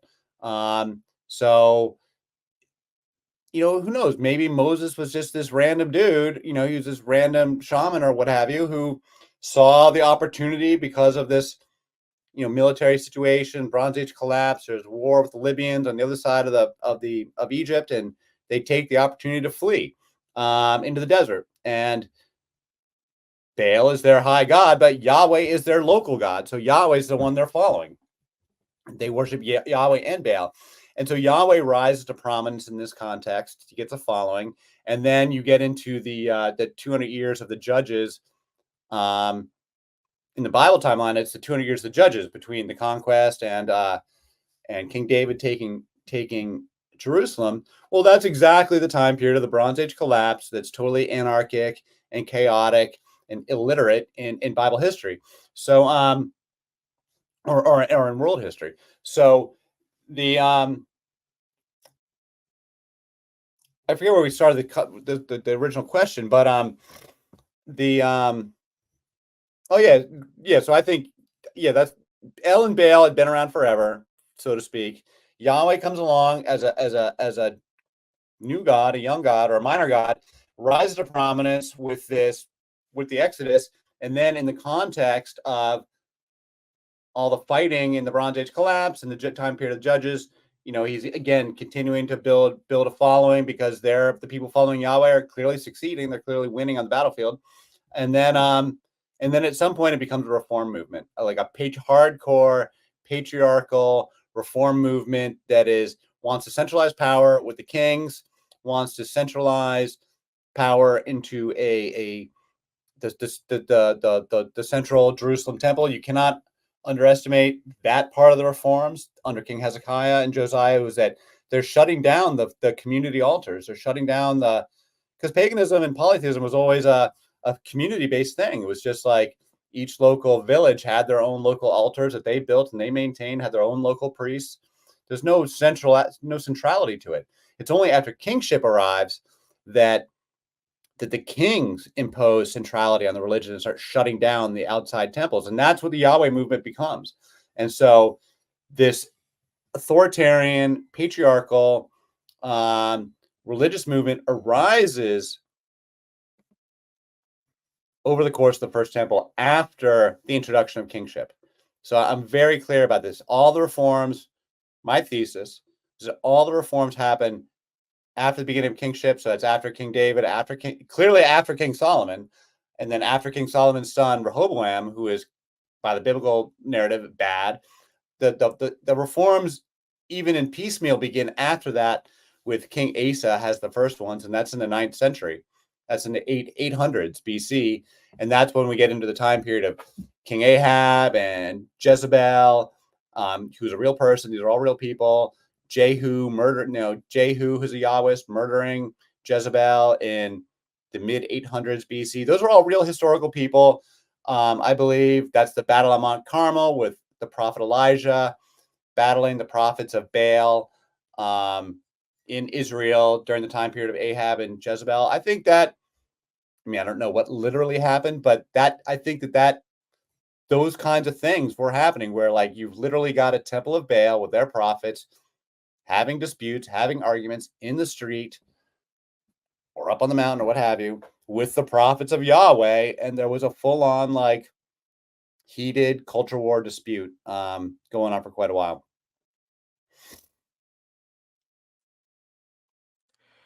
And when do you think that cultural dispute came to an end? I mean, never really came to an end altogether, but I mean, they were still fighting about it all the way through the destruction of the first temple, because we see it with Jeremiah. So Hezekiah does his reforms in the 700s. So Israel gets destroyed 722. Let's put the time period here. Israel is destroyed. The northern kingdom of Israel is destroyed by the Syrians in 722 BC. It had never been monotheistic. Even there was Yahwehs there, but they were Yahwehs who were doing pagan Yahwism. So King Jehu, who I just mentioned, he's a Yahwist. His name Jehu is a Yahweh. I'm not an etymologist, but that's a Yahweh name. And he's a historical figure. But the Bible is clear. He was not true monotheist. He still kept up the golden calves in the temple in the towns of Bethel and Dan. And those golden calves are the old pagan altars for El, because El is like the golden bull, the bull of heaven. These are all the cattle narratives are all this old. That represents the Father, the bull of heaven. So that was clearly happening. So Israel gets destroyed, 722. The refugees come down to Jerusalem, come down to Judah, the southern kingdom. King Hezekiah is a young man, like maybe even a child, and then he becomes king, and he is the first of the really great, according to the biblical writers, great reformers, who is true to Yahweh alone. And he does his reforms in like the early 700s. He's definitely a historical figure because he left all sorts of marks on Jerusalem. He built walls. He dug this incredible underground tunnel where they, like 700 meters long, where they dug underground, starting at two different ends and met in the middle for a waterway to run a creek into Jerusalem behind the walls. And tourists can walk through that tunnel today. And it's called Hezekiah's Tunnel. It's a very real thing. It's actually quite a remarkable engineering feat because no one really knows how they did it. It's like 710 BC. It's like a long time ago.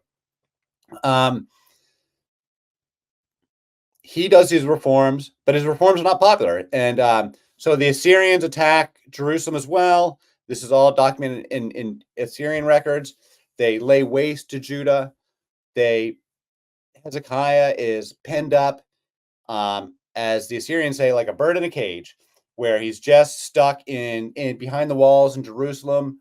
And Jerusalem apparently is a pretty tough town to crack, a pretty tough nut to crack, because I forget the Assyrian king's name, decides to take the bribe and leave, but Hezekiah is forced to give him all the money that he's got, all the gold from the temple, from the royal palaces, and all his wives and all of his daughters and concubines, gives him all the treasures of Jerusalem, gets given to the Assyrians, and they leave. And the Assyrians document this in their records, and it's documented in the Bible. They basically tell the same story. And so King Hezekiah goes on these reforms after that. I think that from the biblical writer's perspective, like this could have been the end of the entire Yahweh movement. If the Assyrians had busted down the walls of Jerusalem at that time and had killed Hezekiah and had sacked the temple of Jerusalem at that time, we would have no monotheism. There would have been a Bible. There never would have been Judaism, Christianity, Islam. It never would have survived had Hezekiah been killed at that time. But as it was like, this barest of one little flicker of a candle flame. If today's monotheism is this raging inferno all over the world, at that moment in time, it was just nothing but a candle flickering in the wind, lucky to not be blown out. So, but he does survive, and Yahwism does survive, and Hezekiah is seen as like this, this great hero, like this great, Messiah almost for the Jews at that time period. And so they think that they've really got it going on, that, that they're really blessed. He goes and does his reforms, starts centralizing religion, very unpopular. And as soon as he dies, they put it back to the Asherah pole. So the Asherah pole is the mother goddess pole. They chop that down. That's one thing they like to talk about. But as soon as Hezekiah dies, the Asherah poles come back up. The community altars all come back up. The following king is King Manasseh. He has the longest, most successful reign in the whole history of Judah. He rules for like 45 years. The Assyrians talk about him. They've got favorable trade relations with Judah and Assyria. And he's a total pagan, 100% pagan. And then it's like his grandson or something is King Josiah, who's the second great reformer, and he's in the early 600s. And that's when the Deuteronomists are. That's when the prophet Jeremiah is alive. That's when they find the book of what becomes what they call the law of Moses, what becomes the book of Deuteronomy, all those laws. All that stuff is getting done.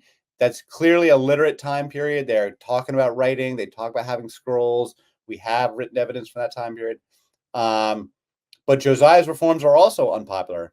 And as soon as Josiah dies, they also go directly back to the polytheism. And Josiah dies in like 605 BC, I want to say. And he's killed by the Egyptians. It's a whole story unto itself. The Egyptians now put in their own vassal king, who was one of Josiah's sons, I guess, install him as a vassal king, and he's polytheistic, and they remain polytheistic until the Babylonians, who defeat the Syrians, and then they come and sack Jerusalem in 586, and the whole temple is destroyed in 586 BC, and they get sent into exile. And they're fighting with the prophet Jeremiah about worship of the Queen of Heaven in Jeremiah 44. There's a whole big argument. We've talked about it before, where the women are. Jeremiah blames the women for worshiping the Queen of Heaven, for bringing the destruction of Jerusalem. And the women say, hell no, it's not our fault. Everything was fine when we were worshiping the Queen of Heaven. And we're going to continue worshiping the Queen of Heaven and piss off Jeremiah. And he says, fine, do what you will. Again, I need the slide deck to give that one justice, but it's a great passage in Jeremiah 44. So clearly they were fighting about it all the way along. And then we know that they were still polytheistic deep into the Second Temple. At least some Jews were, because the Levantine island in Egypt, they have some of the exiles went to Egypt. Jeremiah did. And they set up shop on Elephantine Island and continued to worship in the polytheistic fashion deep into like the 300s or the second 200s BC. They were writing letters back and forth to Jerusalem. We have letters from Elephantine Island in Egypt in the 300s talking about Yahweh and his Anat and talking about all this old school polytheism that is totally anachronistic from what was going on with the rabbis in Jerusalem. So we know that the polytheism never completely went away. And obviously, the Jews are a minority people in a polytheistic world. It's still a polytheistic, broader social environment. The Greeks, the Romans, it's all polytheistic until Constantine and it becomes Christian 1,000 years later. So yeah, it's polytheism is still the norm. The Jews are slowly but surely formulating, and they're not alone. There's a lot of Platonism and there's a lot of philosophy that's moving towards this more high-minded, transcendental, monotheistic worldview and getting away from these, sort of more rudimentary notions of these pagan gods. And so the whole world is becoming more intellectually sophisticated. So it's not just the Jews. They just happen to be more codified about it in writing the Bible. And also we have this written evidence because they wrote the Bible. But the move towards monotheism is a broader intellectual, philosophical movement taking place over centuries. The whole world, even in China, they move away from shamanism. So the whole world moves away from these older Neolithic and Bronze Age ideas and into the Iron Age ideas, the Axial Age ideas. It's not just the Jews, but they just happen to have given the most crystallized version of it. But polytheism never completely went away. There's still pagans today. There was pagans all the way through European history. There were pagan colonists in the 1600s in America. We don't hear about them much, but read up on the Marymount colony in Massachusetts. There was pagans in the 1600s wide open pagans in America in the 1600s. So it never went away. There's always been people worshiping Mother Nature and Mother Goddess. It's just been on the fringes for the last 1,500 years. What else do we know about Jews that were still holding to the polytheistic beliefs in the Second Temple period? And how did they deal with monotheistic Jews who believe that there is only one God in that period? Yeah, I honestly don't know. And I frankly don't think there's all that much evidence. And you probably know as much as I do on this, Jacob, because I don't really study Second Temple that much. And I would love to know more if there was. I don't think there's a whole lot of back and forth between rabbis. I think we just have these couple of letters that are totally anachronistic that kind of throw the scholars for a loop, but we don't have enough context to them. I don't know. How much do you know about the Elephantine Island stuff, Jacob? Are you asking me about the Elephantine Papyri? Yeah. I know some. Like I know that there's text about Anat Yahu, a consort of Yahweh, who doesn't appear to be understood as the same as Asherah in the Yahweh and in his Asherah inscription. Well, my whole argument And about that is that they have uh, a fluid identity and you can swap them around as much as you want. But in the Canaanite pantheon, aren't Anat and Asherah regarded as two distinct goddesses? Typically, It's the same in the Hindus. Parvati, Durga, and Kali. It's the same triple goddess motif. Parvati, Durga, and Kali have their own stories. They have their own individual characters, but they're also clearly identified as manifestations of Parvati. And I think it's all the same. You see with the goddesses in general that their identities are always readily syncretized. Like they're swapped around all the time, much more than the male gods. You don't really see it with the male gods as much. Here and there, very specific cases of synchronization with male gods, but with the goddesses, it's like hot and heavy and like loose and sloppy. Like they're swapping identities around all over the place with goddesses. so in other words, they're the same, and sometimes they're not the same. It depends on the context. One goddess, infinite manifestations.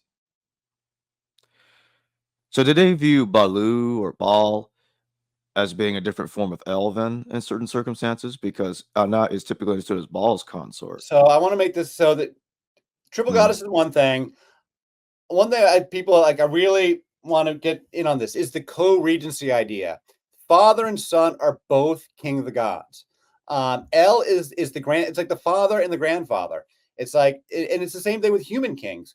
Like one guy would become king, and a king in the ancient world is like you literally have to lead the troops into battle and win battles. Like you have to win. You have to. If you're not man enough to lead the charge into the enemy, kill a bunch of guys, and survive yourself and lead the troops.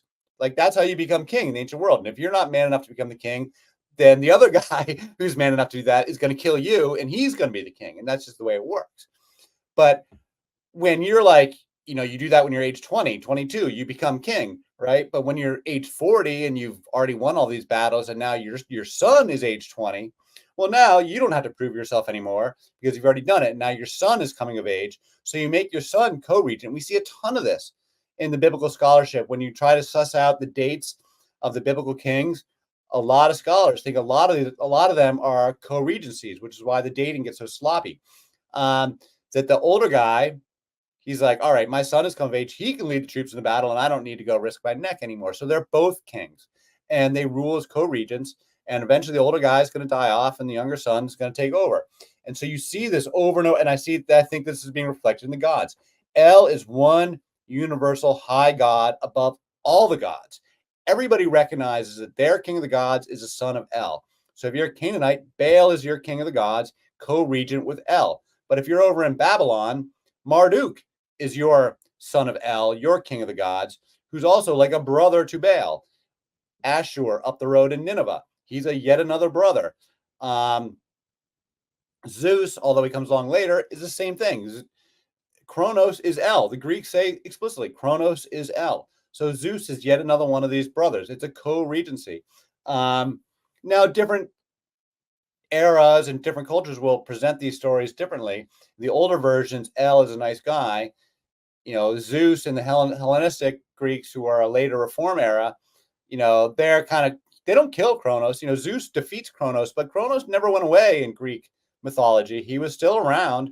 He was never defeated. He was never killed. There were still people who continued to worship Kronos all the way along. He just wasn't that prominent. And so I really want to hammer home this idea of Father and Son. Same in Christianity.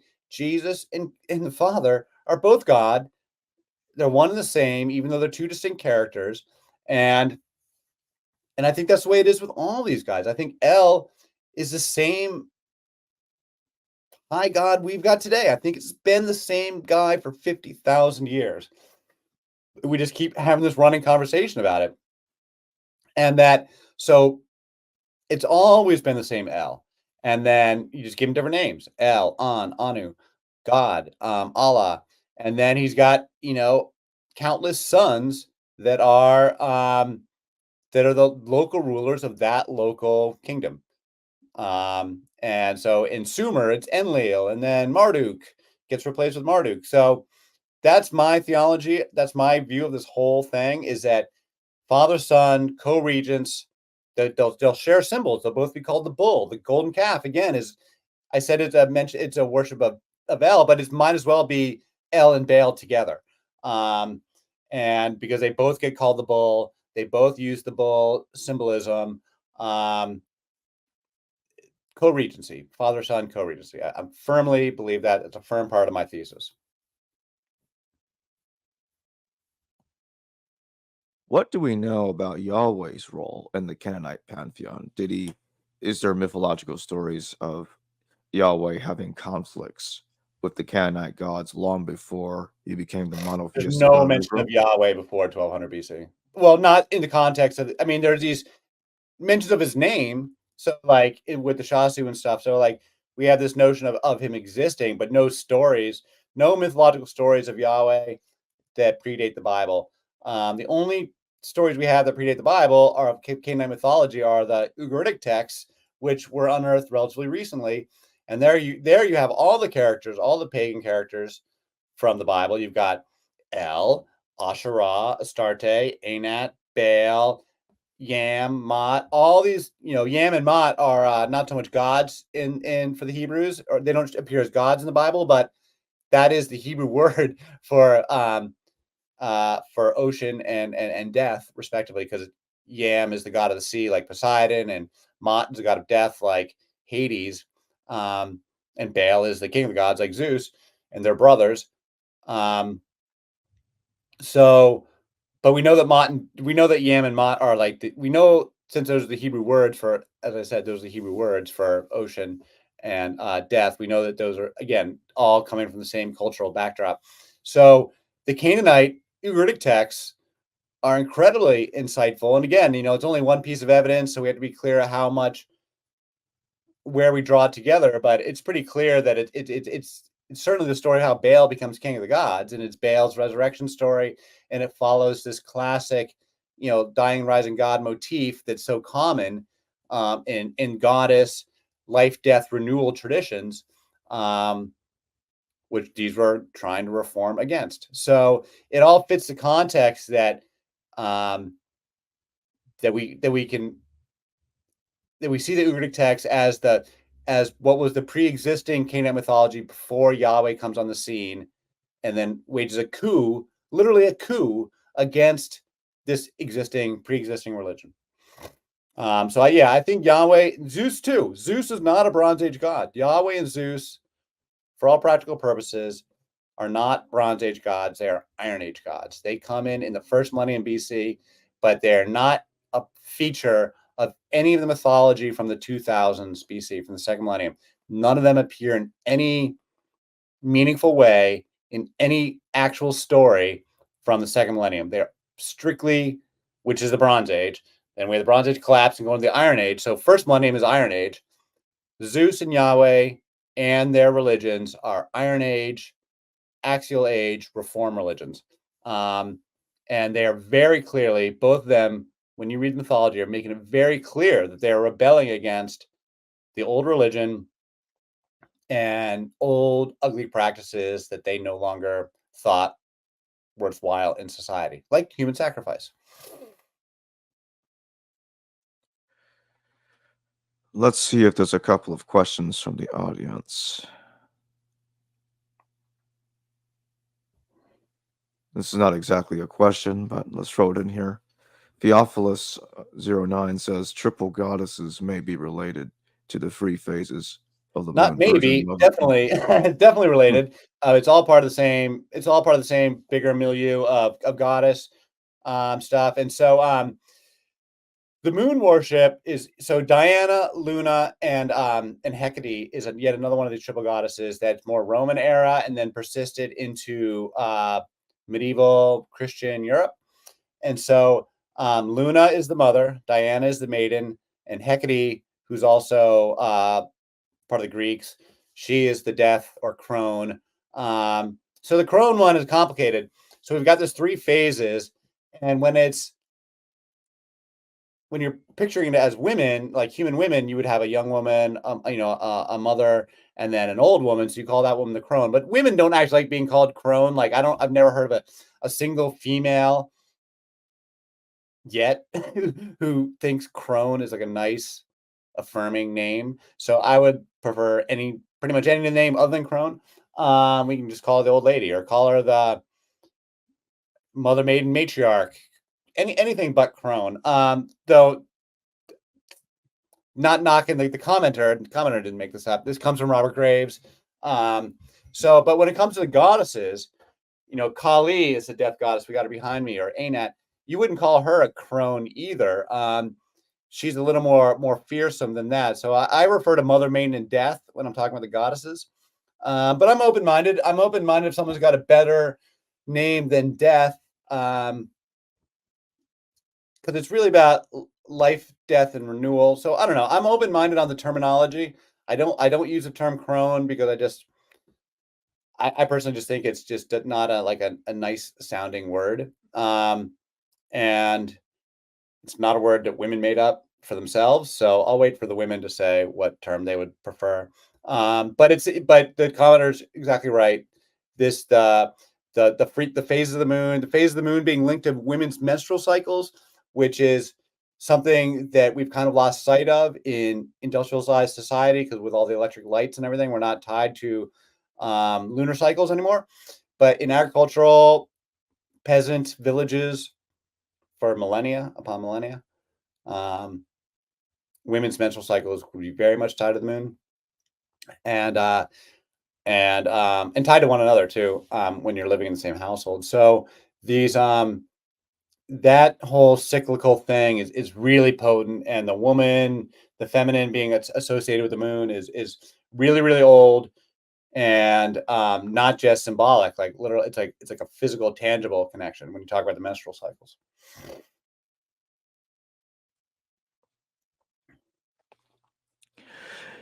Could you expand on that, the physical, tangible connection you were just mentioning?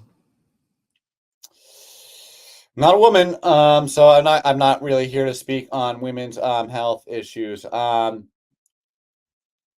just know I know a thing or two. I Actually, was talking I'm gonna about, pass that whole question. You I know, wasn't trying to ask about that specifically. I was trying to ask about, that's it. You said, or you mentioned earlier about the Kadesha, yeah, about Miriam in the Old Testament being buried in the, city of Kadesh. in a, Yes, yeah, yeah. Can you expand on that a little bit? yeah. So that was an amazing detail. I think there must be multiple cities of Kadesh. I'm not an expert on this, but the word Kadesh means holy, so it means the holy ones. And so there's a couple there's one. I know there's one in Syria, but it doesn't really make sense that Miriam would have been buried in the city of Kadesh in Syria. There must have been another city of Kadesh down where they were, and I think there is, but I'm not an expert on all this geography. But the word means holy, and so the Kadesha, the priestesses, and the Kadesh, the male, they're the holy ones. And so there were these. These are holy cities, and so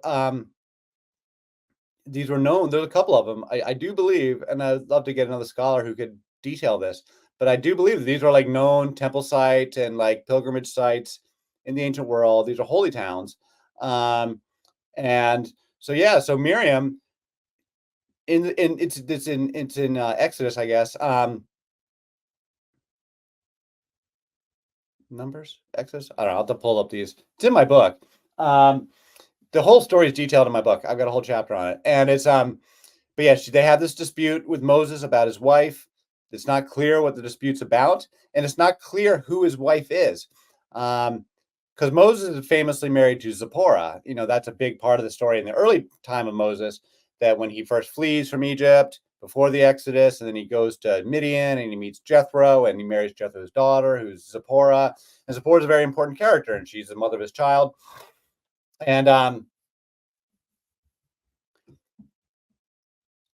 so she's from Midian. Ethiopians say she's from Ethiopia, and she's a very important part of Zipporah is very important to Ethiopian traditions. But then later on, you know, there's a time gap, and we're in a much later part of the story, and it doesn't explain the context. It just says that Miriam and Aaron got into a dispute with Moses about his wife. And then, so they argue with Moses, and God strikes Miriam down with leprosy and sends her out of the camp. And then we don't hear from her again until it says she was buried. Miriam died. Again, another time gap. And it says Miriam died and she was buried in the city of Kadesh. But we don't know the nature of this dispute. We know that Aaron doesn't get punished. Aaron doesn't get punished at all. Only Miriam gets punished. And so in the Bible, A doesn't name the wife. The wife never speaks. We don't know what the dispute's about. But in some of the rabbinical literature, some of the midrash from like 2nd century, like really old stuff, talks about the dispute being that Moses had all of a sudden become. All right, let me back up. So the traditional explanation of this story, was that Miriam was mad about Moses marrying somebody from outside of her tribe, and that basically Miriam's being punished for being racist, effectively. That is the traditional argument. This is what the Ethiopians would say, was that in Coptic traditions, was that Miriam was simply being nasty to Moses' Ethiopian wife, because, like, you know, Miriam and Aaron had been in Egypt all the time. So Moses all of a sudden shows back up leading the Exodus, and he's got this new wife that Miriam didn't appreciate. And so that's the traditional explanation, is that Miriam gets punished for being nasty to Moses' wife and presumably a little bit racist. And so the moral message is don't be racist, which is a fine moral message. I'm all for that moral interpretation of, you know, don't be racist and accept people from other tribes. Like, that's a fine interpretation, but I just don't think that's the actual story. There's Jewish midrash from the 2nd century that says that that explains the nature of the dispute, and says the nature of the dispute is that Moses had chosen to become celibate and had broken off sexual relations with Zipporah against Zipporah's wishes, and that Miriam was going in defense of Zipporah to say, hey, you know, what's up with this? You can't just all of a sudden do that to your wife without even like, you know, what she's supposed to do, right? So like Miriam in this argument is righteously defending, or she's defending, as the leader of the women, she's defending the righteous Zipporah. And that Zipporah has been wronged by Moses all of a sudden becoming celibate. Now, this is Jewish midrash. This is rabbinical literature. And so that was the nature of the dispute. So in that case, that makes a lot more sense in the context of the religious forms I'm talking about, where they transition from, you know, goddess worship, which is like loaded with sex, to a more because like celibacy does become a thing in transcendental monotheism. Like, a lot of people embrace celibacy in Hinduism and Buddhism. Lots of people embrace celibacy as a way to you know, focus your energies and focus your spirits and not be distracted. There's nothing wrong with celibacy in and of itself. It's just a little unfair to your partner, you know, who didn't, you know, make the same decision. So, you know, celibacy is obviously a thing people do that has value from a meditative spiritual perspective, and I'm not trying to knock it. But in the context of a culture that celebrates sexuality, in a context of a culture where you've got priestesses that do sex and encourage sex, and when when the men all of a sudden start saying, like, I'm gonna stop participating in your sex rituals that empower your female authority, and I'm just gonna be celibate, that's taking something away from the women, and that's like taking something away. Now, I'm not talking about them having fun. I'm talking about the fact that sex leads to life and generation and procreation. That was a source of women's power and authority in society. So sexuality was incredibly powerful to women because that was the source of life, and women are the source of life, and they need that seed from the man to create the life generating processes. And that's what all these rituals were all about, because they're always fundamentally about fertility and growing plants. These are agricultural traditions. So when you take away the sex to focus on high-minded, philosophical, transcendental philosophy, the women are like, hey, what's up with that? Like, we like the old ways better. And then the men who are like, well, I actually want patriarchal dominance and I don't want the women to have any authority at all. That only doubles down on the idea that you should get away from all the sexual stuff. And so I think that's what's happening now. I don't know if there was actually a dispute between Moses and Miriam, or if that story is written 300 years later. We have no idea. I mean, and it smacks of a story that was written later, frankly, that Miriam probably had a great career as a prophetess and leader of the women, and that, as I was describing these rival priesthoods, the priesthood of Miriam presumably would have been the Kadesha priestesses that they're getting rid of. And so you want to squash Miriam's her reputation, her authority, the notion that she ever did anything good. You gotta neutralize anything good she did by having her do something really bad, and have her be punished. And that makes her line of priestesses that followed in her line, it negates their authority. So that's what I think is happening in that story. But that is not scholarly consensus. That is my interpretation. JC, thank you for your super chat. Why was the saffron the incense offering to Astarte? I'm not aware of saffron, but there's loads of sacred plants, and I'm not saying it's not saffron. There's loads of texts. I focus on cannabis stuff, but they've got lilies and frankincense and myrrh, and there's no shortage of aromatics that they loved, and they celebrated the diversity of plants. And so there probably was saffron in the incense, but I'm not aware of any specific texts, but not disputing it. But they love sacred plants. JC, thank you for your number super chat. What flowers were associated with the deity Qatesh? Well, the one that I know for certain is the one that's in the images of Qatesh, where there is a Canaanite Egyptian synchronization of Asherah that they call Kadesh, the deity Kadesh. Again, the Holy One. And she's got, it's three gods. I can pull up the image. Actually, hold on.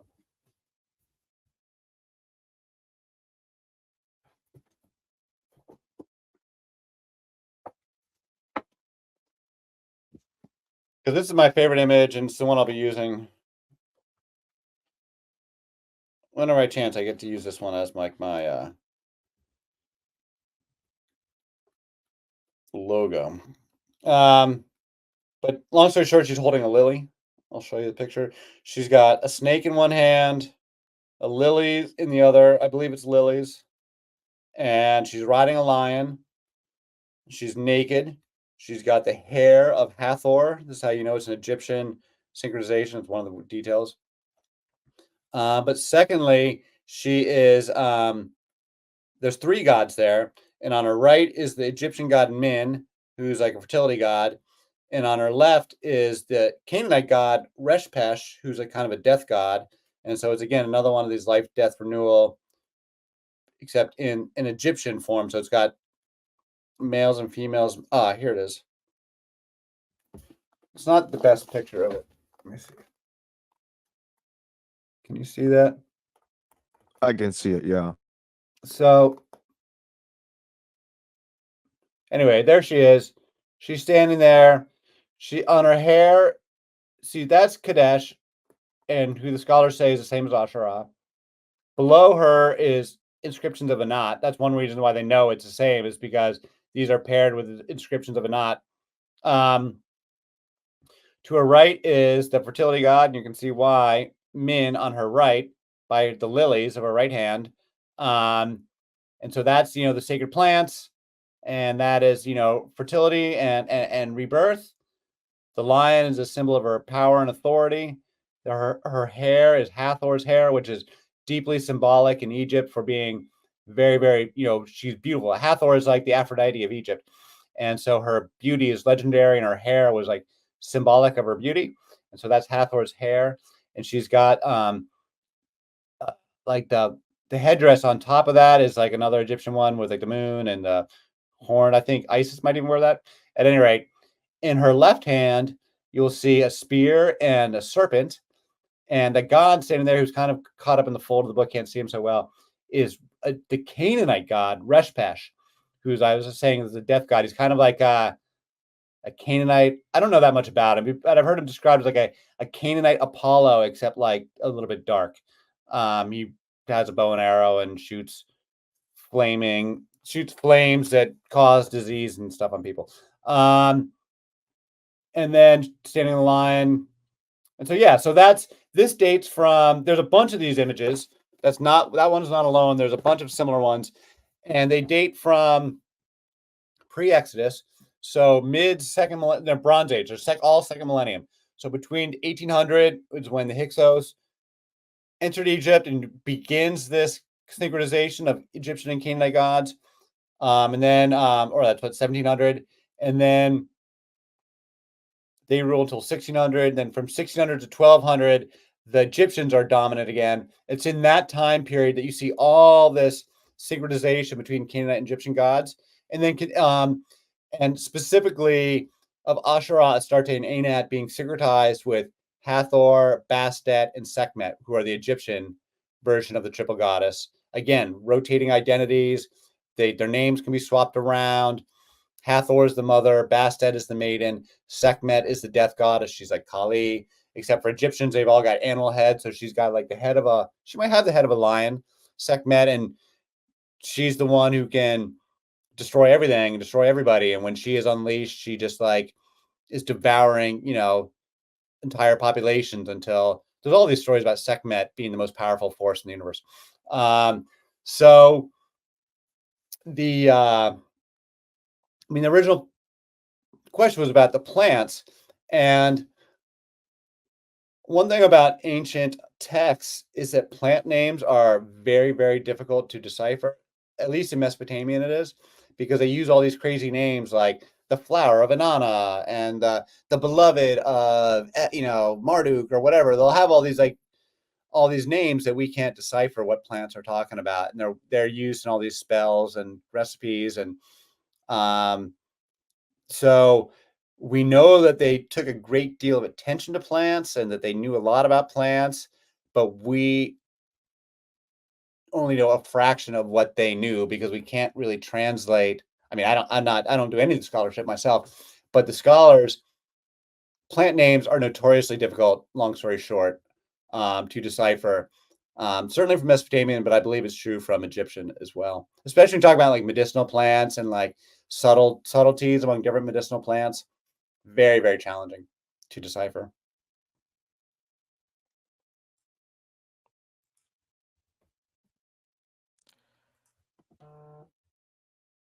So JC says here, the flower to the left of men is identical to crocus iconography from Greece to Mesopotamia. The item next to the flower is the cone that Ani deities hold over the tree of life. Thank you for that information. And this is, he's reiterating a lot of what I say. Like, these symbols are very fluid. one thing, a lot of today's scholars are very, very reticent or very reluctant to draw connections. They call it parallelomania. And granted, there's been a ton of bad parallelomania over the years, so I understand why scholars are a little bit reluctant to like draw certain connections between things. But I personally think they're way too reluctant and way too conservative. This current generation of scholars are way too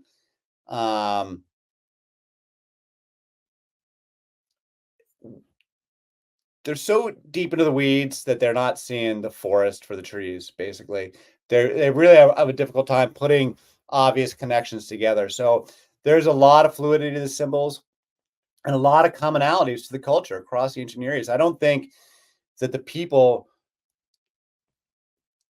in Syria have different beliefs than the people in Babylon. They just name the gods differently. And I don't think they have a radically different worldview from the people in Anatolia or Canaan or anywhere else. I think the worldview is pretty common among these neighboring cultures, and certainly the ones that have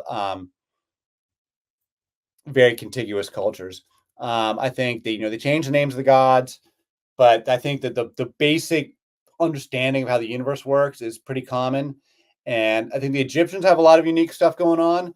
But as we get from the second millennium, and especially in the first millennium, there's just this huge rush to syncretize Egyptian and Indo-European ideas, certainly after Alexander the Great. And so you see just this. I think there's more commonalities than distinctions, frankly, when you look at it from a more spiritual perspective, and that the material differences become less and less important because you just see the commonality of the symbols and how the symbols are being used over and over again.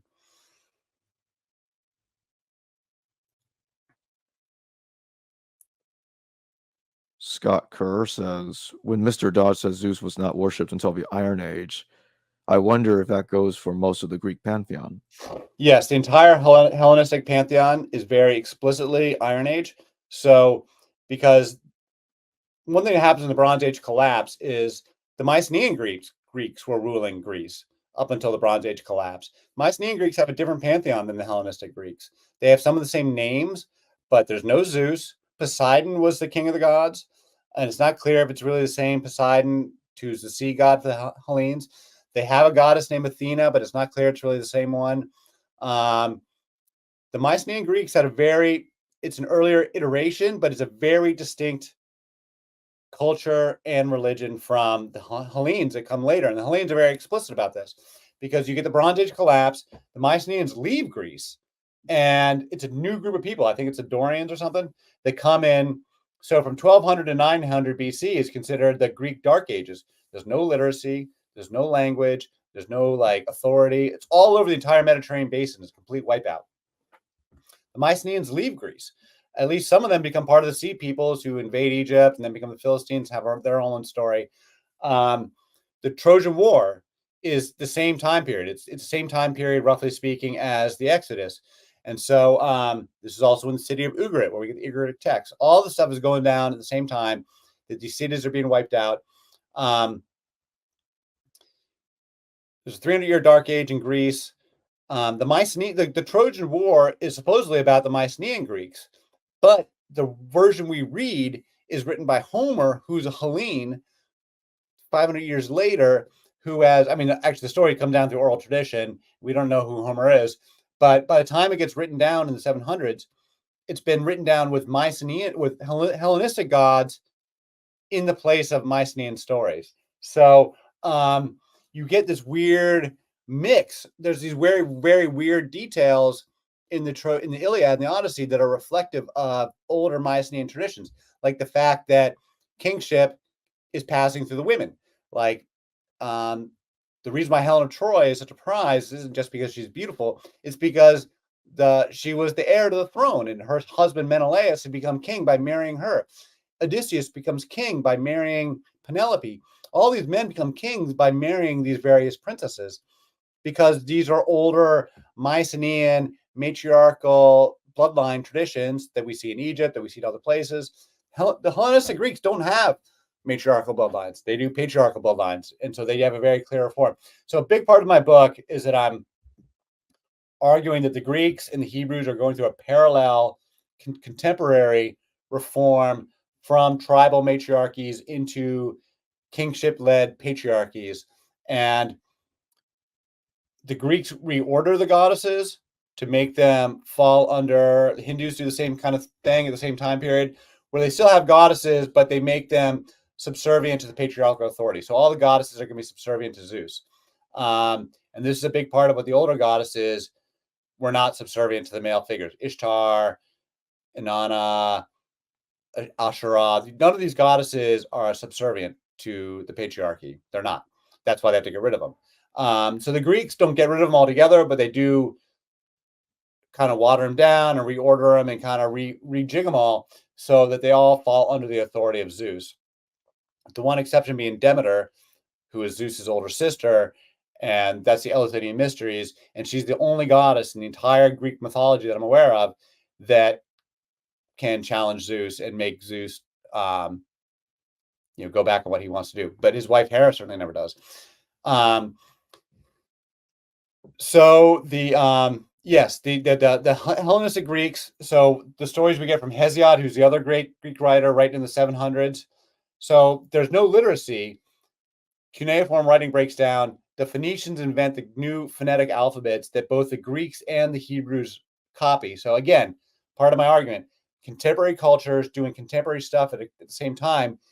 By around 800 BC, they have both, the Greeks and the Hebrews have invented their own, or maybe by 900 BC, they've both copied the Phoenicians and invented their own phonetic alphabets, what becomes Greek and what becomes Hebrew. And they're both writing their own stories, talking about the overthrow of the previous traditions. And they both create a new religious pantheons. Now, the Jews do it as monotheism, and the Greeks do it as the Hellenistic pantheon. But the Hellenistic pantheon is quite a bit differently. When you look at it from the perspective of the goddesses, you see clear distinctions. And as I was saying, in the Hellenistic pantheon, all the goddesses are subservient. None of them challenge Zeus. Aphrodite, the most important one is Aphrodite. Aphrodite is drawn directly from the lineage of Inanna, Ishtar, and Astarte in the Bible. Those are goddesses of love and war, who are warrior goddesses and who are like the high goddess. They're the queen of heaven. They're the high goddess of the entire land. And they're war goddesses as well as sex goddesses. But in the Greeks, they split those powers in half, give all the powers of war and wisdom and all of the righteousness to Athena, who is very distinctly chaste, asexual. And she is born directly from Zeus's skull and sits as Zeus's right hand. This is an invention of the Hellenes, that they would have Athena born directly from Zeus. So is Dionysus born directly from Zeus, out of Zeus's leg, because they're recapitulating all these traditions. They're taking an older tradition and recapitulating them to be under the authority of this new Zeus-led authority system. And so they rewrite these old myths and recapitulate these old gods. That's what I'm saying they do about, I'm saying that contemporaries among the Hebrew prophets are doing the same thing with Moses. They recapitulate these stories after so many centuries. And so they very clearly recapitulate Ishtar. And so they break up all of her powers. So Ishtar was the queen of heaven, goddess of love and war. She has the dying and rising god story. All of that stuff gets spread apart among all the different goddesses.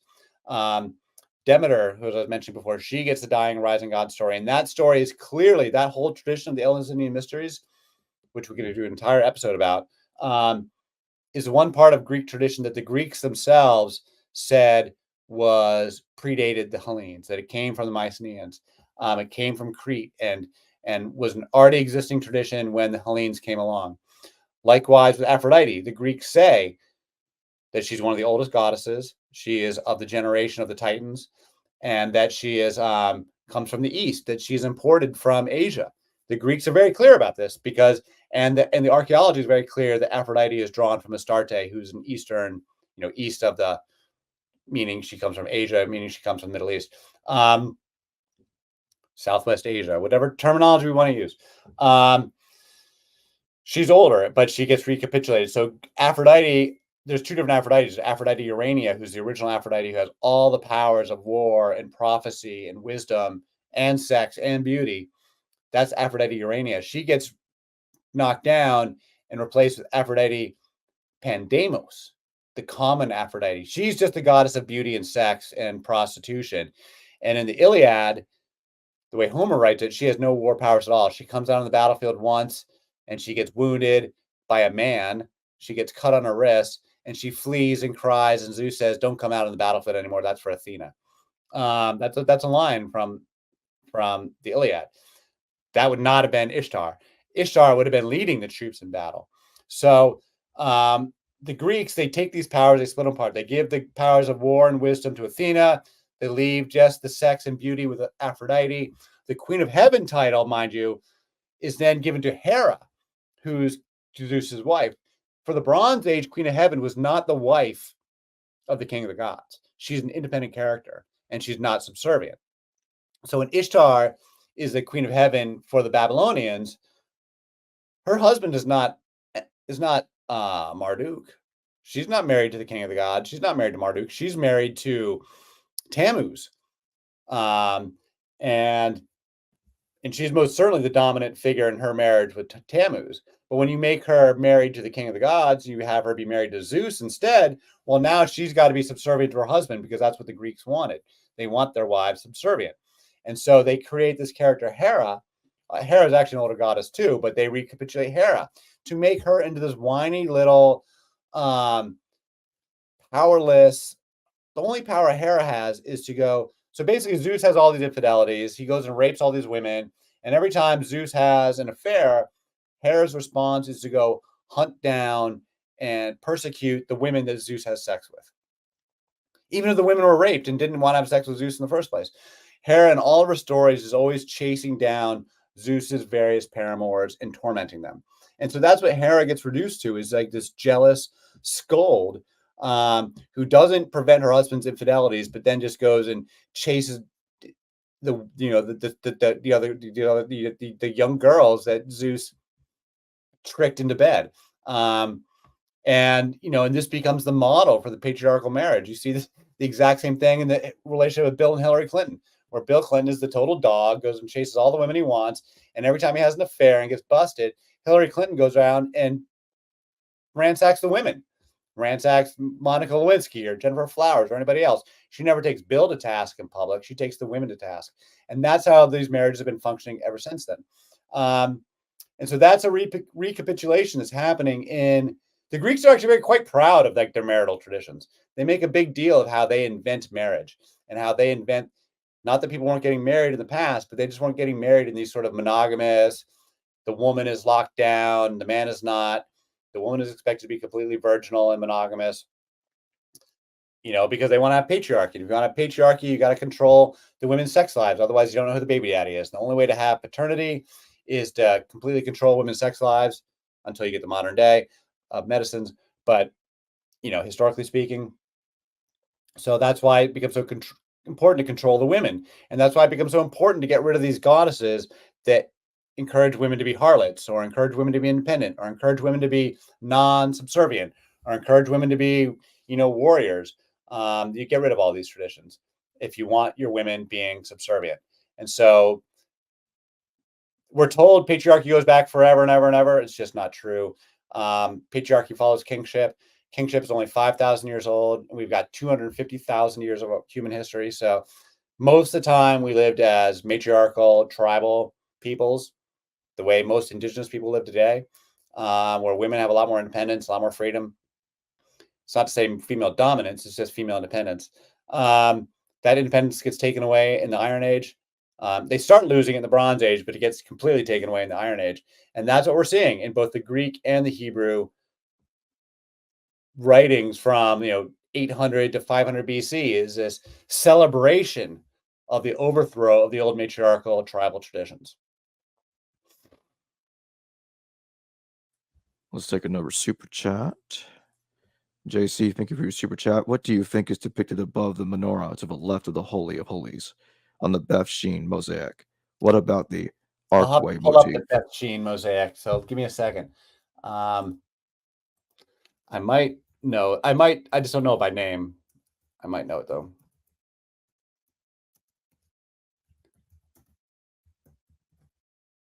One thing I talk about, but I don't like make a big deal about, but I do make the argument that the menorah could be cannabis. I don't make a big deal about it.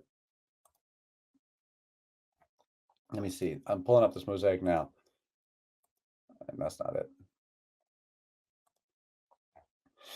Let's see. I'm not sure which image. All right. Maybe it's this one. Let me see if I can share this. Can I?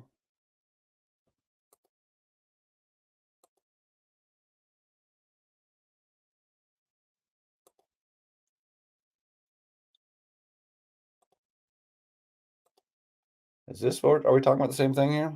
Are you seeing this? Let me add it to the stage. All right.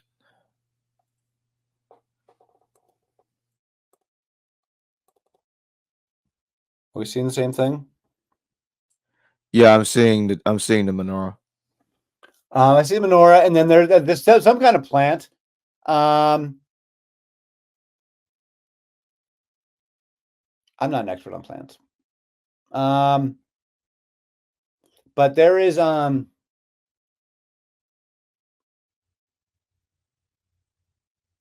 mean, there's plant motifs that are sometimes just decorative, and then sometimes the plant motifs are like explicitly sacred. And I don't know what I would only be guessing if I tried to say what that is. 5th to 7th. All right, so this is 580. So it's way later. So this is like, this is like, Jews, regular Jews. I don't know. I could only be guessing. I would only be guessing. Does anyone else have any ideas? I'm open to suggestions. JC says here, does it look like a crocus and saffron? All right, crocus and saffron. Well,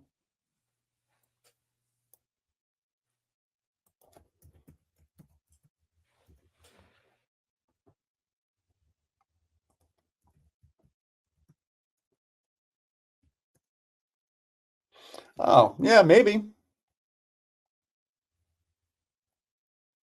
I don't know. There is a deep discussion to be had. There's like, plants of the Bible. People who spend entire careers going into this stuff, and it's not my focus of expertise or of study.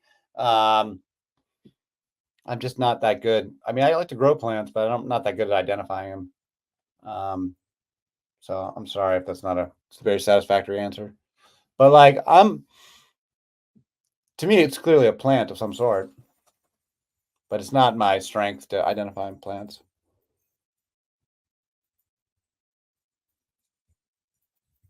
Right, you want me to go ahead and just remove this? Yeah, you can take that off. Mm-hmm.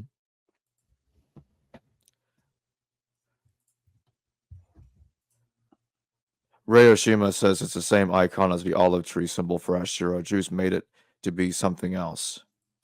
Yeah, probably. Yeah, absolutely. That I can agree with. Yeah, I mean, the old goddess worship is just chock full of a zillion sacred plants. I mean, there's not any one sacred plant, there's loads of them. So, which is why it's not hard to make an argument about Candace being a sacred plant, because like I think there's lots of sacred plants. So yeah, olive trees are obviously very, very important. So I don't think they're shy about like every plant that they liked was free to be incorporated. I don't think there's any these. I think these folks. I mean, they celebrate gardening as a function of like just a core cultural tradition. Like the highest in Mesopotamian traditions, one of the greatest things you could be would be to be a gardener, to be the king's gardener, or kings themselves would brag about being gardeners. So, and yes, and obviously after they get rid of Asherah, then they're not going to talk about Asherah anymore. But they do keep these little vestiges do keep poking through, like the Song of Songs. It's just there's still elements that they take away the name of the goddess, but they still like there's still vestiges that people liked and kept around.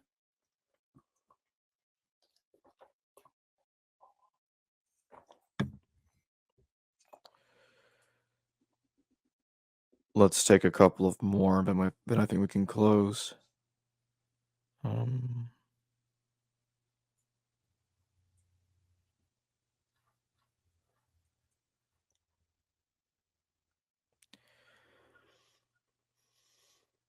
Not seeing anything here that comes to mind. Let me take a look just a little longer. No, I don't always see the chats. You don't see it? No, I see him now. Well, usually I put it full screen, so Mm-hmm. I don't see him. I'm looking at him now, though. Poppies, yeah. Poppies is there, for sure. Wheat. Wheat is I don't know if you ever talked to Brian Morescu about the you know who I'm talking about, with his whole thing with psychedelics and the Eleusinian mysteries Yeah. and so he makes the point, and I think he's generally like on the right track, even if I don't agree with every single point he makes. The wheat, the whole argument about wheat and beer, and then also wheat and the fungus that grows on wheat that make LSD from, which is the name is ergot fungus. So the argument that the Rescue makes, I think, is quite compelling, and that one thing that sociologists or whatever is this debate of, like, at the beginning of the Neolithic, was it bread or beer that got people to start growing wheat and got people to start cultivating wheat? Because there's a really strong argument that it was beer first before bread, because beer is actually easier to make to a certain extent. All you need, because you get for folks like that, you would get the yeast just from your hands. And so just by taking wheat grains and getting them dirty from your hands and then putting them in water, you would get a very rudimentary sort of Neolithic beer that you would get intoxicated from. And so there's an argument that's what people first started coming together, bringing these communities together for in the beginning was to party, and so then, with some of that fungus, some of that wheat gets a little bit of ergot fungus on there. Now it becomes heavily psychedelic. And now it's like the ergot can be really, really potent. And so, those traditions could go back 10,000 years, right to the dawn of the Neolithic. And so Morescu makes the argument that that's what's going on in the Eleusinian mysteries, that this in turn is central to mystery traditions, that in turn is part of, if Christianity is Romanized Judaism, that's the Roman side coming in. The pagan side is coming straight out of these mystery religions and bringing in some psychedelic experience. That's his argument. I'll let him make his own argument about that. But the notion that all these psychedelics are being used and that there's just a robust apothecary, that they had drugs and knew how to use them. And certainly by the time you get to the first millennium BC, like, people have been messing with this stuff for a long, long time. And so I think they had a full apothecary of all these drugs, and they weren't shy about using them. The term strong drink, the audience should know, when you see the word strong drink in the Bible or in any sacred text, that is drugs mixed with alcohol. Like, that's how they would serve drugs in wine and beer. They didn't have capsules, they would mix up a potion. The potion maker was usually a woman, would mix up a potion of plants into wine or beer or milk, and they would call it strong drink, and it would be potent. It'd be like it'd knock you on the floor. And so, that's what the term strong drink means. And so, these people had loads of drugs. It's hard to know exactly what they're doing with them or how prevalent they were or just exactly what, but they definitely had, the basics: opium, cannabis, the other ones. So let's close with this from Carry On Chrysler. Oatmeal would come before bread logically, and it would ferment quickly from that form. It's plausible, in my opinion. But that's oats. That's not wheat. So,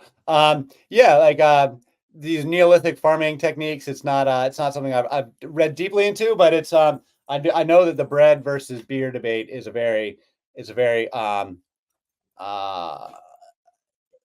an ongoing topic in those circles, academic circles. Well, let's recap for those that don't know anything about the topic we're discussing, and for people that have never heard of you, have seen your previous videos or your book, or read or for anyone who hasn't read your book, can you tell us about which goddess are you talking about? And then after that, my second part to that question is, who is El? All right. Well, great. Hey, so so my book, History of the Goddess, is all about. It's rooted in the story of Asherah, who modern scholars are saying now was the wife of God. So she's a character in the Old Testament. She's a Canaanite goddess, and today's scholars don't really make a big deal about her character and her identity beyond just saying she was the wife of God. But when I heard that, I'm an amateur scholar here. I don't. This is not how I make my living. But when I heard about Asherah being the wife of God, I thought that was just a really remarkable statement. I'd grown up in church and I'd never heard of Asherah, much less heard of a wife of God, and so I was really quite intrigued by what that might mean and what that might mean theologically, because I couldn't really make sense of it theologically. But I have a lot to say on that now. But a couple of years ago, when I first discovered it, so I started digging in, and my first questions about Asherah was, now she's mentioned like 30 or 40 times in the Old Testament, mostly as an Asherah pole, which is like a totem pole, a carved wooden pole. We don't know exactly what they look like, but it was a totem pole of some sort that the Hebrew prophets, who were always railing against her, saying she was very bad, because this is part of the bad Canaanite stuff that the Hebrew prophets were trying to get rid of. Hebrew prophets like to chop down the Asherah pole, but the Asherah was very popular, so the people would put it right back up again. And they're fighting about this throughout the First Temple period. So we're talking about, historically, we're talking about the First Temple that actually existed. King David took Jerusalem in roughly a year 1000 BC, 1004, 1006, something like that. Even if King David's not a historical person, we do know that Israelites were there. We know that there was a first temple on the Temple Mount that was built, by Bible tradition around 970 something BC, and then destroyed by the Babylonians, and I believe it was 586, so a little shy of 400 years. And we know that happened because we have the Babylonian records of them destroying the temple. So that's called the First Temple period, those 400 years. And if you read the stories, the Israelites are mostly being very bad, according to the biblical writers. The Israelites are bad, bad, bad. And most of the kings of Israel, the northern kingdom of Israel and the southern kingdom of Judah, Jerusalem being in Judah, all the people and most of the kings are very bad, except for a handful of reformers that the biblical writers really like. Hezekiah, who's a real person, King Josiah, who is also probably a real person. But the Hebrew prophets who are in this time period go on and on and on in varying ways about how bad the Israelites are being and how bad the Canaanites are. And one of the things that they really dislike, aside from child sacrifice, which is a different conversation, but I think was real, and they were getting rid of it, is these goddesses, Asherah. There's actually two that are named, Asherah and Astarte. But I came to figure out that there's a third one there too, whose name is Anat, who's like Kali behind me, the death goddess. So this is a mother, maiden, and death triple goddess, which is a repeating motif. We see it over and over again, including in modern Hinduism. So Asherah and Astarte are the two that are named. Asherah is the mother goddess, and she is the wife of El. And then Astarte is the maiden. She's like Ishtar or Aphrodite. She's the love goddess, the goddess of love and war. She's the most beloved one. She's the most popular one. She's Venus. And she's called the Queen of Heaven. And so they mention the Queen of Heaven in the Old Testament. Jeremiah talks about the Queen of Heaven in a bad way. They say she's bad. They talk about how King Solomon worshipped Astarte, but that was bad, and that King Solomon only got tricked into doing it basically when he was an old man because he had so many wives, and so his wives lured him astray from pure Yahweh worship. But the historical reality is probably that King Solomon was just a pagan and he worshipped all these goddesses, and that later writers, centuries later, are doing a bit of propaganda spin to say, trying to like take the rough edges off, so to speak.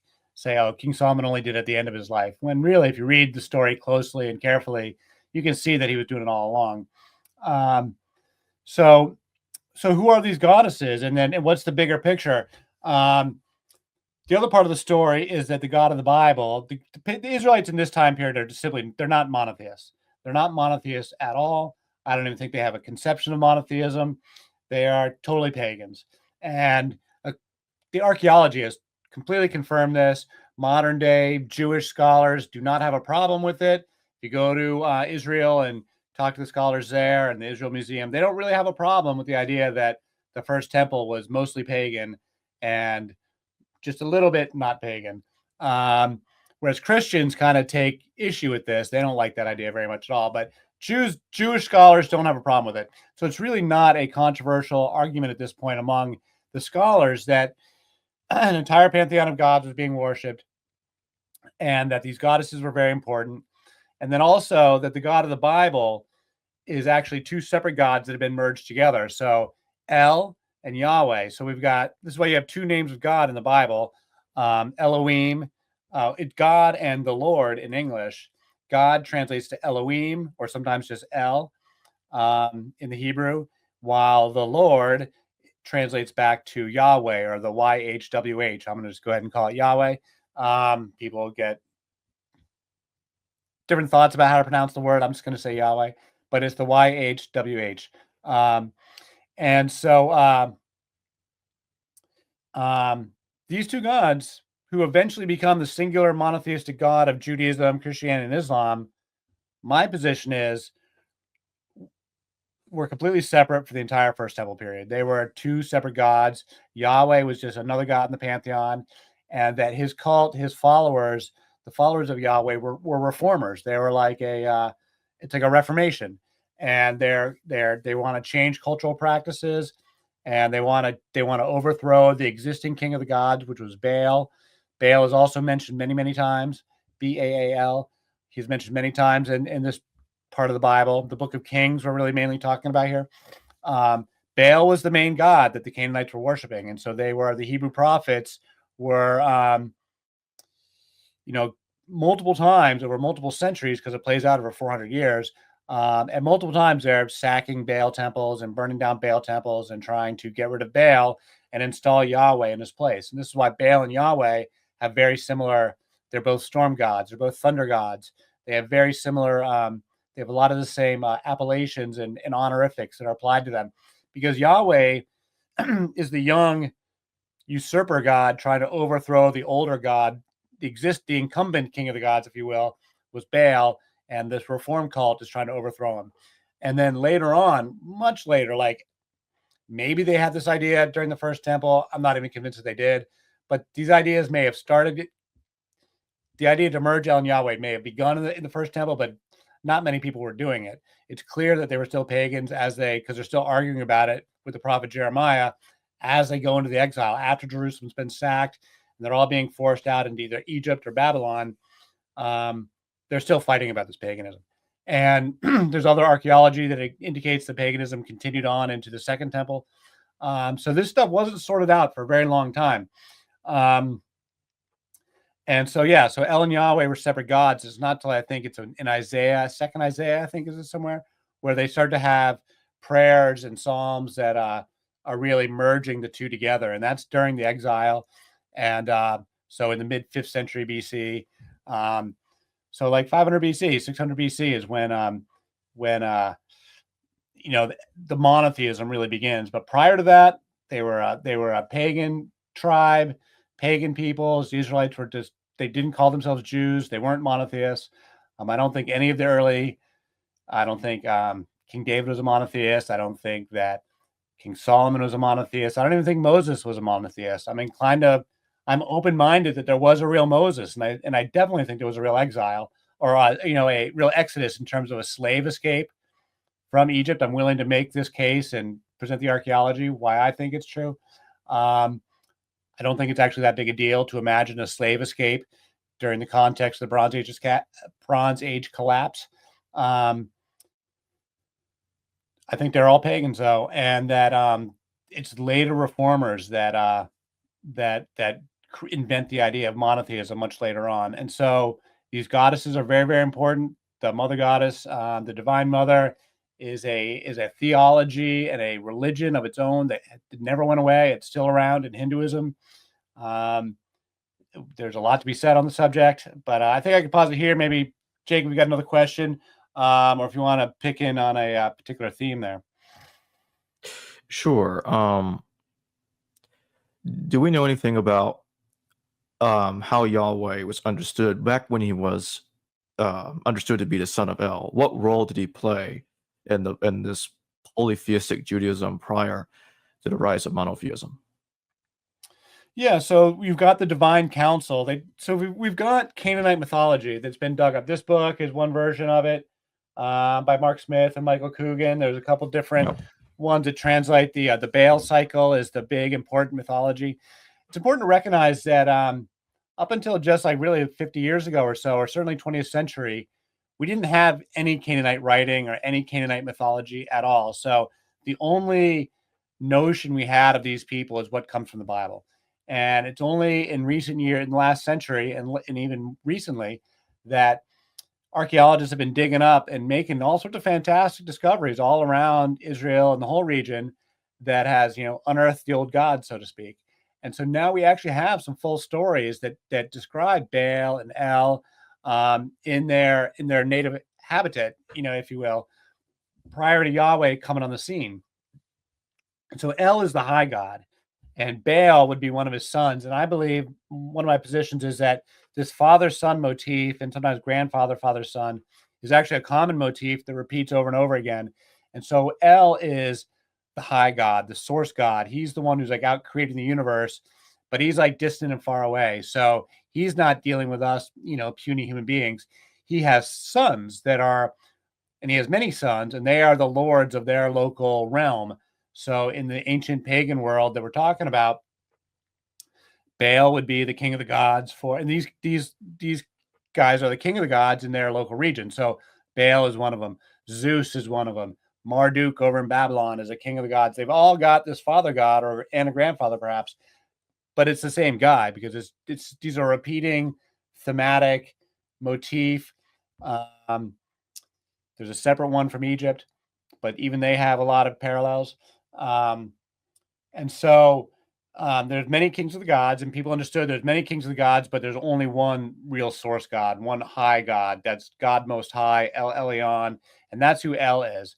And so Baal was being worshipped all through the second millennium BC. So like between 1000 BC and 2000 BC, like somewhere in there, Baal, he's contemporary to Marduk over in Babylon, and he has this very long run. He's the god that the Hyksos are worshiping when they invaded Egypt in like the 1600s BC. He continued to be worshipped by the Carthaginians, by the Phoenicians, and then the Carthaginians when they were fighting against the Romans. In when did Carthage get destroyed? In 130 BC or something like that. So for like 1500 years or something, Baal has this pretty long run as a king of the gods. Yahweh, I believe, comes along as his origins are murky in the Bronze Age, late Bronze Age, but he is a tribal god of some sort. And if you just follow the story, he's the god that the Israelites who escaped from slavery in Egypt and come to the land of Canaan, they're following The destruction of Carthage was about 146 BCE. Just want to put that in. Yeah, so they were worshiping Baal. They were Baal worshippers. Hannibal, the famous general who attacked Rome, he's named for Baal, Hannibal. And that's where you see the continuity of the child sacrifice traditions is you see it where the Baal worshippers were. I believe one of the things that the Yahweh cult is doing, in their own words, they say this, is that they're trying to put an end to child sacrifice. And the Greeks and the Romans write about the Carthaginian child sacrifice describe in very similar terms as the biblical writers do. And they have the same level of contempt and disgust for the practice, and they also reject it the same way the Hebrew prophets rejected it. So I do think that this is a real cultural reform of their era, that you've got one group of people that's been doing this child sacrifice for centuries, and they believe that that's the thing you do. And you got another group coming along and saying they're reformers, and they're saying, stop doing that. And they have an argument. They have a dispute. Like we fight over racism and slavery today. These disputes play out over centuries, not just one generation, but centuries. And so I believe they are fighting about child sacrifice for the entire First Temple period. And that's one of the things that is driving the Yahweh cult, is that they want to put an end to that practice. They also want to put these goddesses out of business too. And their cults, the priestesses who are named the Kadesha, that's the Hebrew word for the priestesses in the Bible. It gets translated as temple prostitutes. I, for one, do believe that there was sexual stuff going on, because that's part of these mother goddess traditions.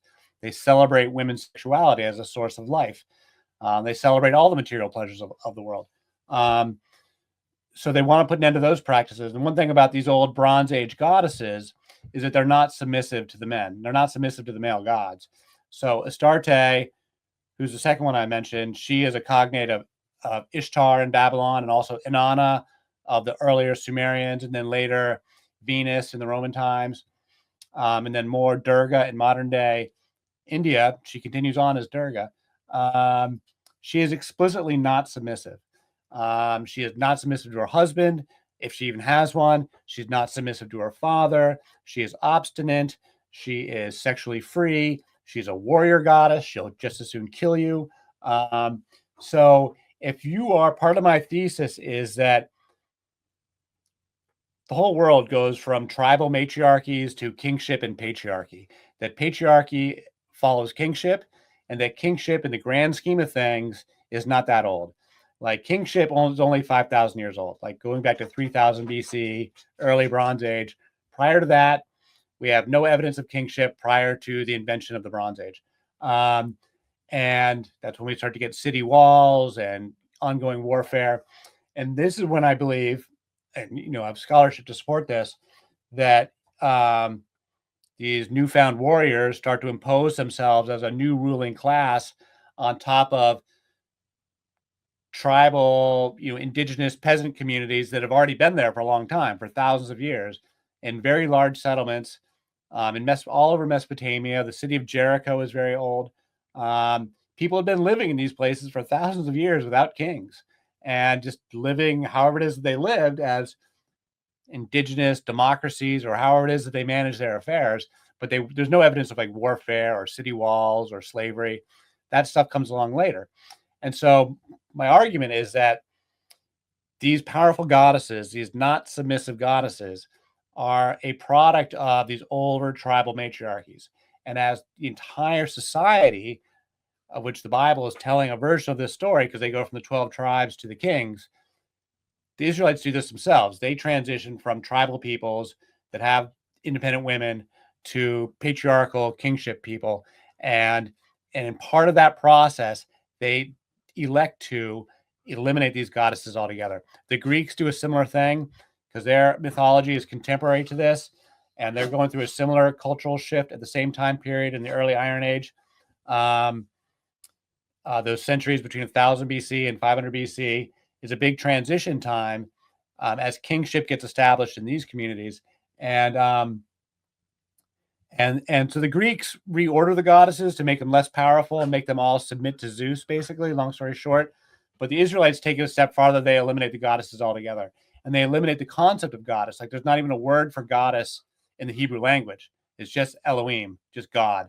And that is all encompassing of male and female gods. So they don't even have a concept of the divine feminine in the Hebrew language. So that is like a huge cultural leap, because these goddesses were very important culturally. They're not just like, these aren't just cardboard cutouts. They represent very real things in people's lives. And specifically, they represent the material world and the cycle of life, nature, Mother Earth, but so much more than that, but also the products of nature. So all the food, the grapes, the wine, the grain, which gives us bread and beer. So all the alcohol, the plant drugs, the sex, the music, the dance, the feasting, all this stuff. These are all goddess traditions. And if you go back and look at these festivals, the most popular festivals from the ancient world, whether it's Greece or Mesopotamia or all over the place, yes, they have gods and they celebrate the male gods too, but the really popular ones are goddess festivals. Demeter in Greece was at the heart of the Eleusinian mysteries and some of the most important festivals there. And so all these, because when you're having all the feasting and the dancing, those are all products of these mother goddesses. And so we've kind of lost touch with that in the modern world, or in our, world of monotheism. Right? Hold on, I got to deal with my dogs. Ow, ow, ow, ow. Sorry about that. No problem. Yeah, so like the sexual stuff and the temple prostitution, the ritual sex, I totally believe it's real. That it was a staple of these ancient cultures, like definitely Mesopotamia. There's plenty of evidence for it there. Herodotus talks about it. A lot of modern scholars like to think Herodotus is a liar. I don't think he's lying. He may be presenting stories that are secondhand, that he's, might not have all the details right, but the temple prostitution, I think, in varying degrees, totally existed, and it makes sense in a matriarchal world where you track your family lines through the mothers and not through the fathers, and there's just no slut shaming, because that's one of the key differences between patriarchy and matriarchy, is that tracking your family lines to the father versus tracking your family lines to the mother. When you track your family lines to the father, which is what we do today, it's very important to control the women's sex lives. It becomes very important that women remain virgins before they're married. It becomes very important that your wives remain monogamous to their husbands, even if the husbands aren't monogamous at all, because you're controlling for paternity.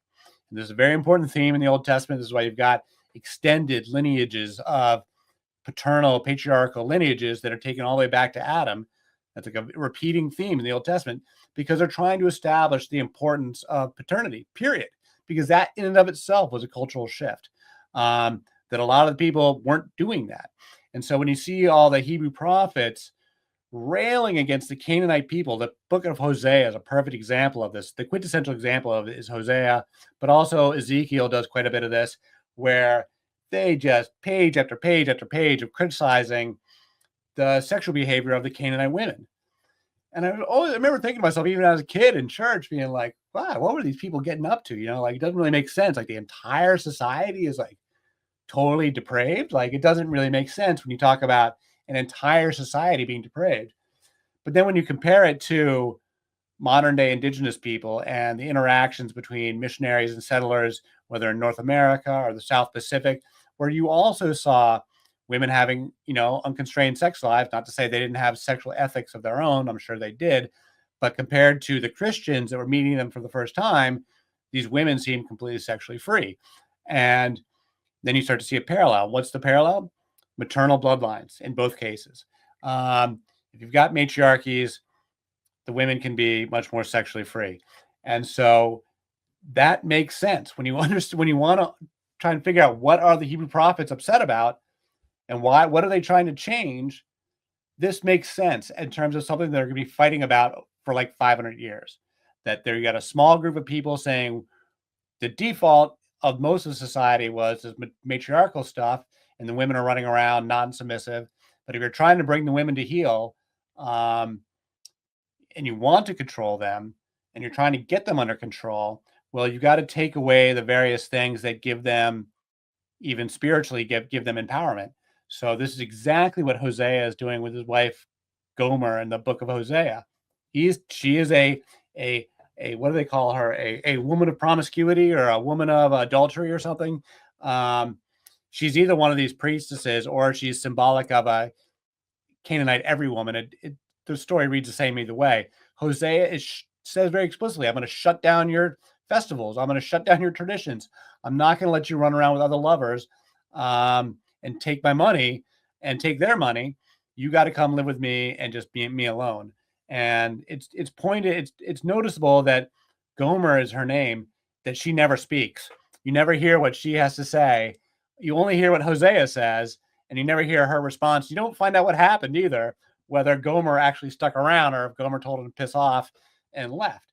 That the story of Homer and of Hosea and his wife is unresolved, but it's very clear that she's one of these goddess worshippers and that he's shutting her down.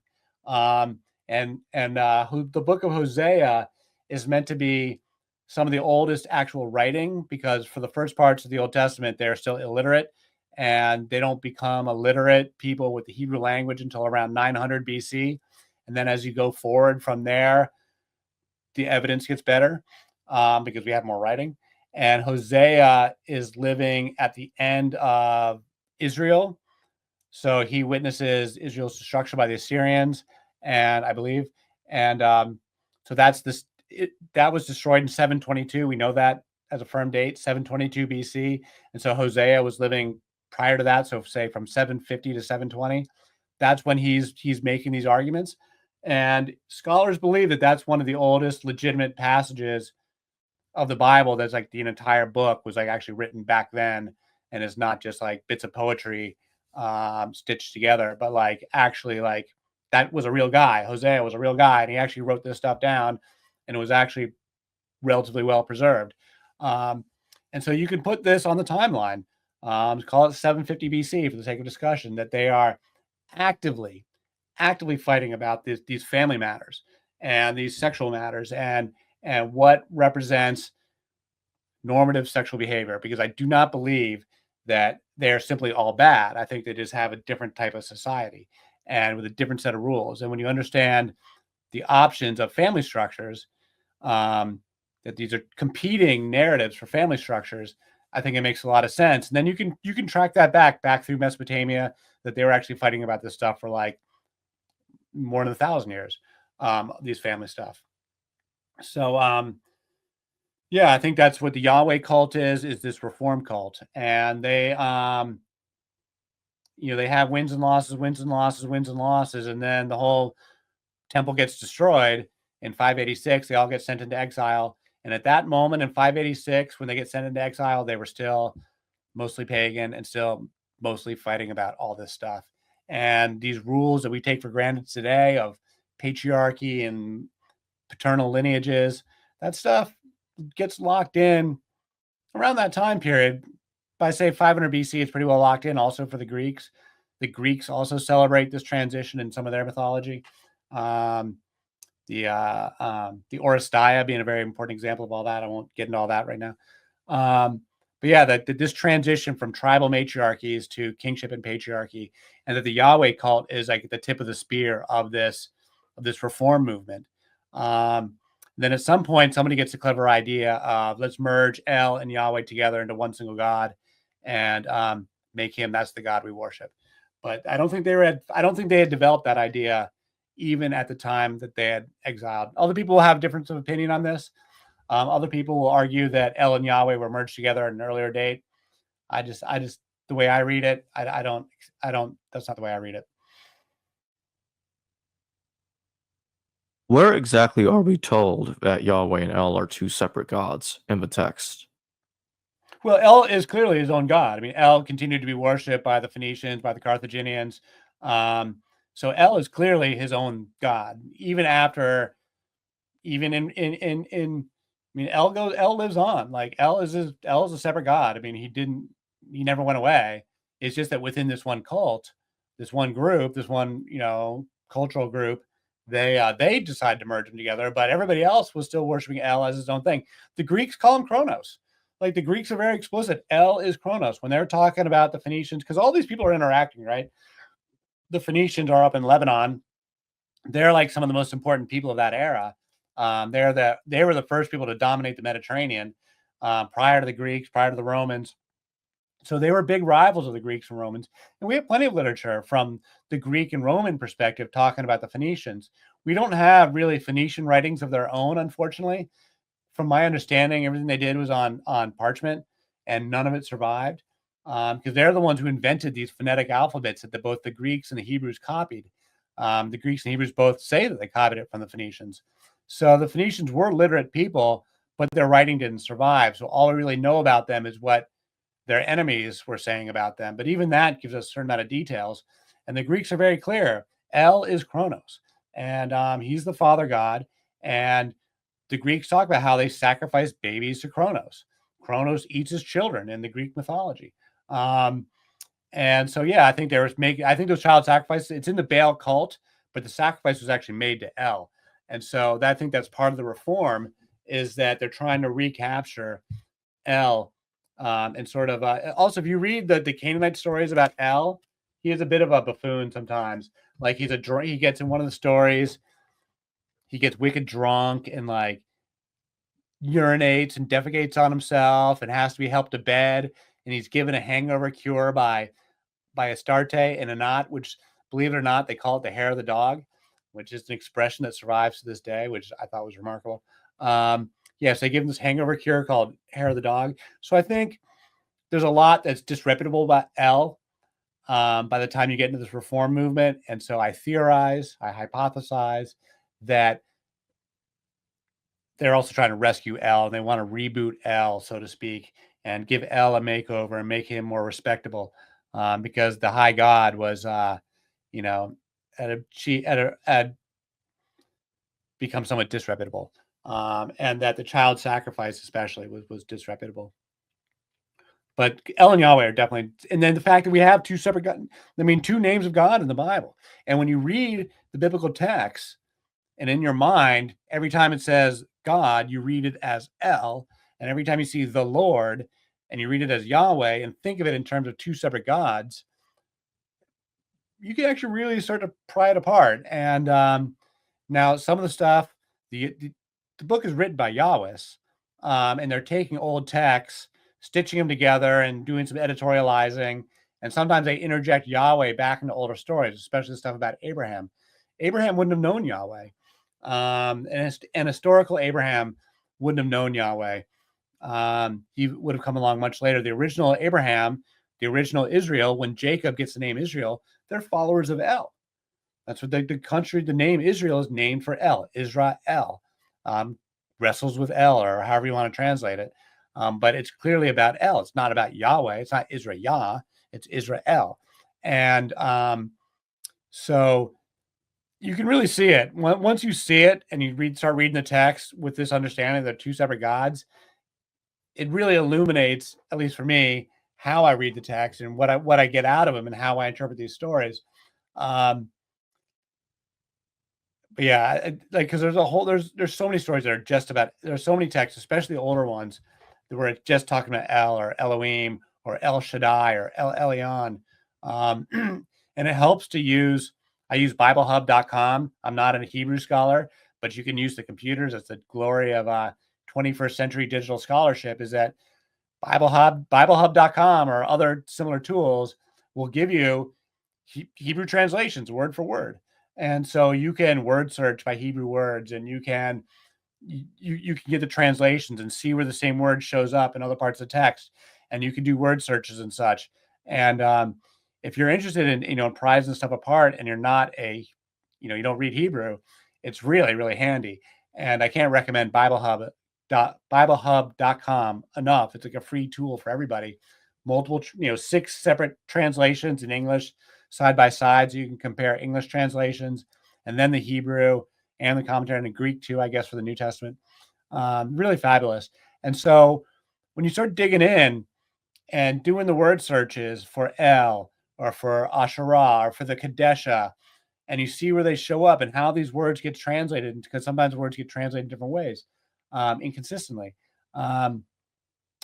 You can prize it apart. Scholars who are far more sophisticated than I am, who've done a much more thorough jobs of, picking these things apart, can really, figure out a lot of it. And you can put the stuff on the historical timeline. We know when literacy begins, which is like around 900 BC, and we know that prior to that it's illiterate. So everything that's older than that is coming out of oral tradition. And then you can see that, like, there's an oral tradition there, and then a later group of writers like added some bits and pieces to it. You see this with David, you see this with Solomon, that like David, in my opinion, is like not a purely fictional guy. Like, there was a real man there who did some questionable stuff. And so later historians who are propagandists are like saying, yeah, David did this stuff, but it's not so bad because of this and this and that. But if he was a purely fictional character, you would have made him much more one-dimensional, much more pure. Same thing with King Solomon. Why would you, if you're inventing King Solomon in 500 BC or in Alexandria or someplace centuries later, why would you have these details about him being a goddess worshiper, only to write in the details of like trying to excuse it away? You just make him not a goddess worshiper at all. This is what they do with the Book of Chronicles. When you compare the Book of Chronicles versus the Book of Kings, which are largely telling the same historical stories, the Book of Chronicles is written centuries later. They're clearly cleaning up all these rough edge details about these characters I was just mentioning that are unflattering. All the bad details about King David, you just don't hear about him in the Book of Chronicles. You don't hear about King Solomon's goddess worship in the Book of Chronicles. You only hear about the polished version that they want to present. It's very interesting when you compare the histories, when you read Chronicles and Kings right next to each other and look at the same stories next to each other and see what details that they change. And it's these little subtle details, but it's always these, and the original detail that they're getting rid of always points towards that first temple paganism. Almost every time it'll point towards first temple paganism, and how in centuries later that they're embarrassed by it or trying to cover it up. But yeah, my position is firmly their first temple was pagan all the way through, and that they have a similar pantheon to the rest of the Mesopotamian pantheons and similar to the Greek pantheon, and that a lot of today's scholars are really afraid to. They like to pick these stories apart and show how these narratives don't have any truth, or these narratives don't have authority. They really like to pick the data apart, pick the stories apart, but they don't seem to want to put them back together in a different way. And I'm trying to put it back together in a different way. Say that when you take the archaeology plus the text, that a new story emerges, a different story that gives us different insights, and that my whole central thesis of all my work is that there's a divorce of the mother goddess in the Old Testament, and that this divorce is central to the definition of monotheism. That monotheism is religion without mother, and by definition, the only way you get to one God is you've got to get rid of goddess, and that the Hindus never lost her. And so these traditions, and not in a superstitious way, but as like a very mature and philosophical cosmology. Like Hindu cosmology is not unsophisticated. It's very sophisticated, and it does not have a problem with science, and it does not have a problem with monotheism. Monotheism has a problem with the Hindus. Hindus can perfectly reconcile their worldview back to monotheism. It's the monotheists who can't do it in reverse. And the big thing that's different is these goddesses, is what the Hindus call Shakti. There's no reconciling this feminine, which is the material world. You can't reconcile that back to monotheism, because monotheism very explicitly got rid of it, and that's what this divorce is. But all that stuff that they criticize in Hebrew prophets, including idolatry and stuff, it's alive and well in India. You can go see everything they say not to do in the Ten Commandments, in terms of like making art, or all the religious stuff. I'm not talking about murder, but all the religious stuff they tell you not to do, alive and well, including the ritual sex, including temple prostitution. I mean, it's not common. It's on the fringes of society, but they call them the Devi Dasanas. Devi being the word for goddess, the Sanskrit word for goddess is Devi. So the Devi Dasanas and they're not particularly sacred anymore, but in theory, they are the sacred sex. And they've been so degraded, and they're on the margins of society nowadays, but they still exist. The traditions are still alive. Transgender people, too, were totally a part of this tradition. I was mentioning the Kadesha. Well, there's the Kadesh as well. The Kadesh are the male equivalents of the Kadesha. Kadesha gets translated as temple prostitute. Well, the Kadesh I argue, are transgender people, because they're totally common. They're totally common. They're all over Mesopotamia, Greece, Rome. We have loads of literature from Rome about men castrating themselves in the service of Cybele, who was the mother goddess in Rome. One of them. There's a lot of mother goddesses in Rome.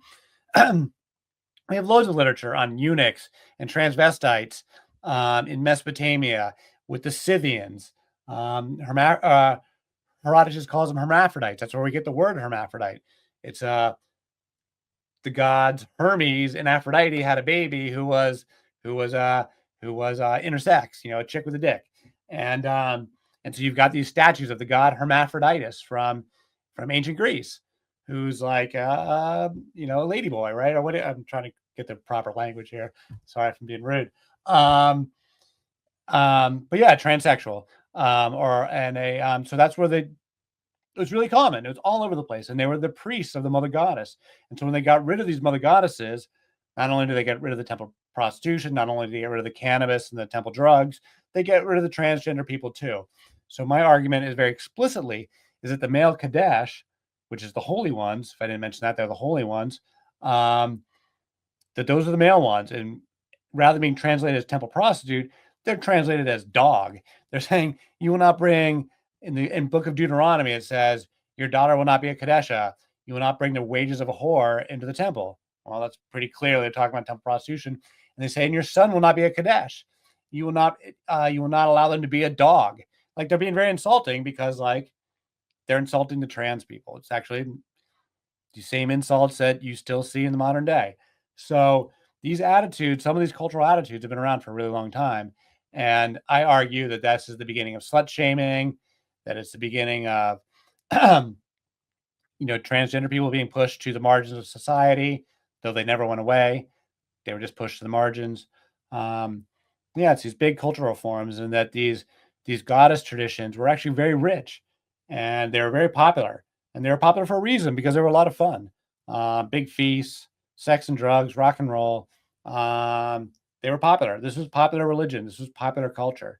And you've got these patriarchal men come along who want to shut down the party. And it's and then you see these attitudes carry through for the next 2,000 years, right into the modern day. A lot of these attitudes really have remained exactly the same. We got a couple of super chat questions.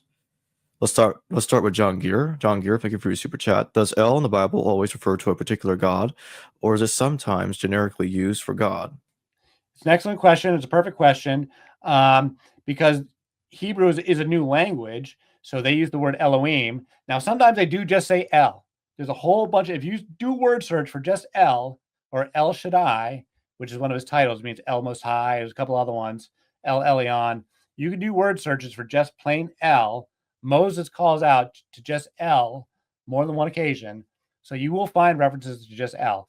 But his question is about Elohim, which is the Hebrew word, which just means God, which is a generic word for God, like with a lowercase g, same as we use it today. You've got uppercase G, God, and lowercase generic gods in general. So the word Elohim, the Hebrews use it in both ways. And so sometimes they're referring to the high God, like capital Elohim, if you will. And although I don't think they use caps, and lowercase Elohim, generic God. It's an excellent question, and it's a legitimate question, but it's part of their theological. My argument is that it's part of the Hebrews' theological project to, as they're moving towards monotheism, to there's no feminine version of the word Elohim. It's just the male version, or just a unisex version, if you will. So they don't distinguish between goddesses. And certainly by the time we get the text that we read today, they have become monotheists, right? So the final authors are writing the stuff in the context of crafting it towards monotheism. And so they are using the word in a monotheistic way. But, you've got 500 years of writing or more between 900 BC and, when we presumably get the final, the Septuagint. I'm persuaded that the Torah was still being worked on in Alexandria, like in the 300s BC, the 200s BC. So I am persuaded that the final drafts are taking place in Alexandria, and that by that time, they've got a pretty sophisticated understanding of what they're trying to accomplish. But that's 500-600 years, and so you've got a lot of different stories written at different time periods that are stitched together by different writers, obviously, and so different cultural contexts to different stories. And so you got to really be got to take each story in its own in a vacuum, to get to the bottom of it. All right, let's go to the next one. Swords to Plowshares, thank you for your super chat. The names in First Enoch are all El, Raphael, Uriel, Gabriel, Azazel, etc. None are Yah. Could this suggest an earlier date of First Enoch prior to Yah? I haven't really studied Enoch. It's not really been part of my my focus, so I don't really have. I know Enoch's very popular with some people, so I don't really want to get hesitate to get in any of that, because I don't know the context of Enoch, when it might have come from. But I do think, I will say this much: the northern kingdom of Israel wasn't really worshiping Yahweh too much. All the kings, the northern kingdom of Israel, all the kings were pagan. So you have a Yahweh cult in Israel. I mean, Hosea is in Israel. You get Jehu, who kills what's her name? Kills Ahab and the woman, you know what I'm talking about, the queen, Jezebel. That's King Jehu, who murders Jezebel and her family, and he becomes new king. His name is a Yahweh king, but he was also very clearly a pagan Hebrew, pagan Israelite, because biblical writers are very critical of him. So every king in the northern kingdom of Israel is a pagan, and a lot of them, I think, would not even have been members of the Yahweh cult. They would have been Baal worshipers. They clearly were Baal worshipers. And so you've got these rival cults. And so for the Baal worshipers, they're going to be writing psalms to El and praising El here and there, and there would have been no mention of Yahweh at all. So there are a handful of texts.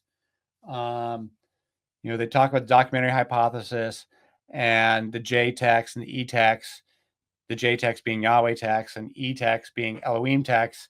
And they do say, now there's a lot of different ways to slice and dice the documentary hypothesis, but as far as the E text, that's like the smallest batch of texts.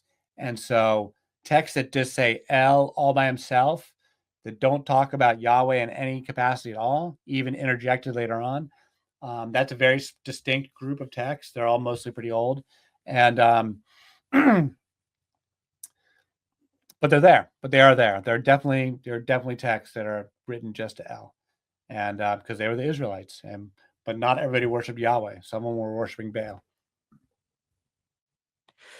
You mentioned earlier that there was no feminine version of El, but what do you make of Elat, that which is the Hebrew word for goddess or goddess? How do you spell it? Well, Elat, that's a transliteration, but Elat. Well, because in the Quran you've got a lot, like Allah and a lot. Right. So in the satanic verses, they mention these three goddesses, Alat, Uzzah, and Manat. It's the same three goddesses. It's the same triple goddess. Manat is like Anat, who's like Kali, who's like Sekhmet back from Egypt. So Manat is like Anat. Uzzah is very clearly a Venus goddess, a goddess of love and war. The scholarship is clear that Uzzah is Venus. And Alat is the mother goddess of these Arabian pagans, pre-Islam. And Alat and Allah, Alat and Allah, A-L-L-A-T and A-L-L-A-H. They're clearly going together. So you got the father god and the mother goddess. So I haven't studied the word Elat, actually. Maybe I should take a closer look at that. Because what is the translation of Elat? Just the conventional Goddess. translation. Oh, really? Yep. Okay. Well, maybe I was wrong about there not being a word for goddess in Hebrew language. I thought that there wasn't a word for goddess. It kind of reminds me of, in a sense, like Inlael and Ninlael. Ninlael being the feminine form of Inlael. Just throwing that in there real quick. All right. Well, I'm always up for being, improving my scholarship here. I don't claim to be right about every little detail.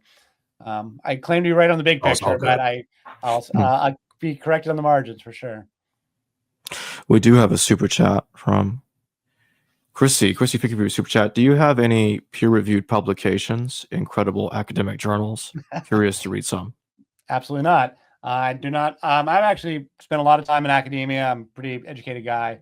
I've done a lot of stuff on energy and energy research, but no, the academics don't like my work because I'm making a theological argument. And so, and in academia, it's purely materialist arguments. And so the academics have generally been pretty hostile to my argument that the triple goddess in the Old Testament is the same triple goddess all the way through. They're hostile to the idea. They're hostile to the idea that Asherah is an Israeli mother goddess.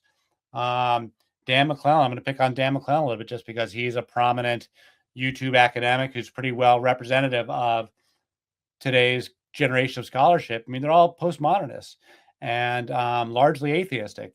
largely atheists generally. And so they don't want to hear theological arguments. They're making materialist arguments. And so the most they'll say about Asherah is that she's a goddess of weaving because she appears as a spindle here and there.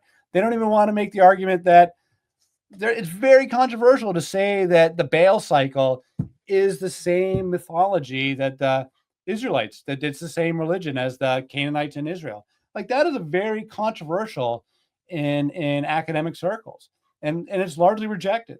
I think that they're wrong. I'm very critical of academia in a lot of stuff, man. I am hugely critical of modern day academia in all manner of fields. You know, my main living is in clean energy, and I think they're getting stuff grossly wrong in clean energy. So, but other fields too. So I want to be clear about this. I think the technical work that today's Bible scholars are doing with archaeology and translations, I think the technical work is outstanding, and I rely on the technical work. A guy like Dan McClellan, I give him A+, or Dr. Francesca Stavrakopoulos.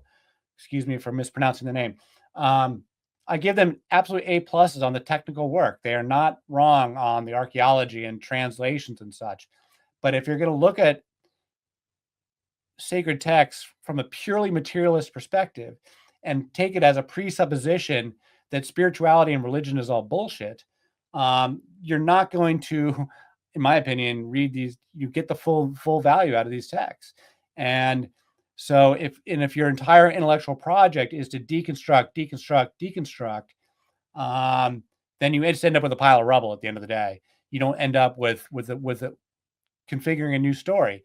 What I'm trying to do is take these data, the archaeology and the original stories, and figure out what the new story is. So there's a new story here.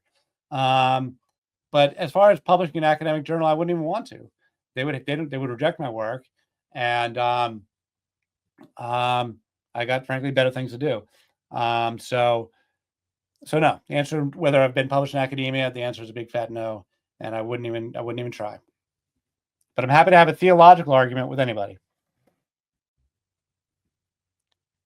So when do you see El and Yahweh start getting merged together?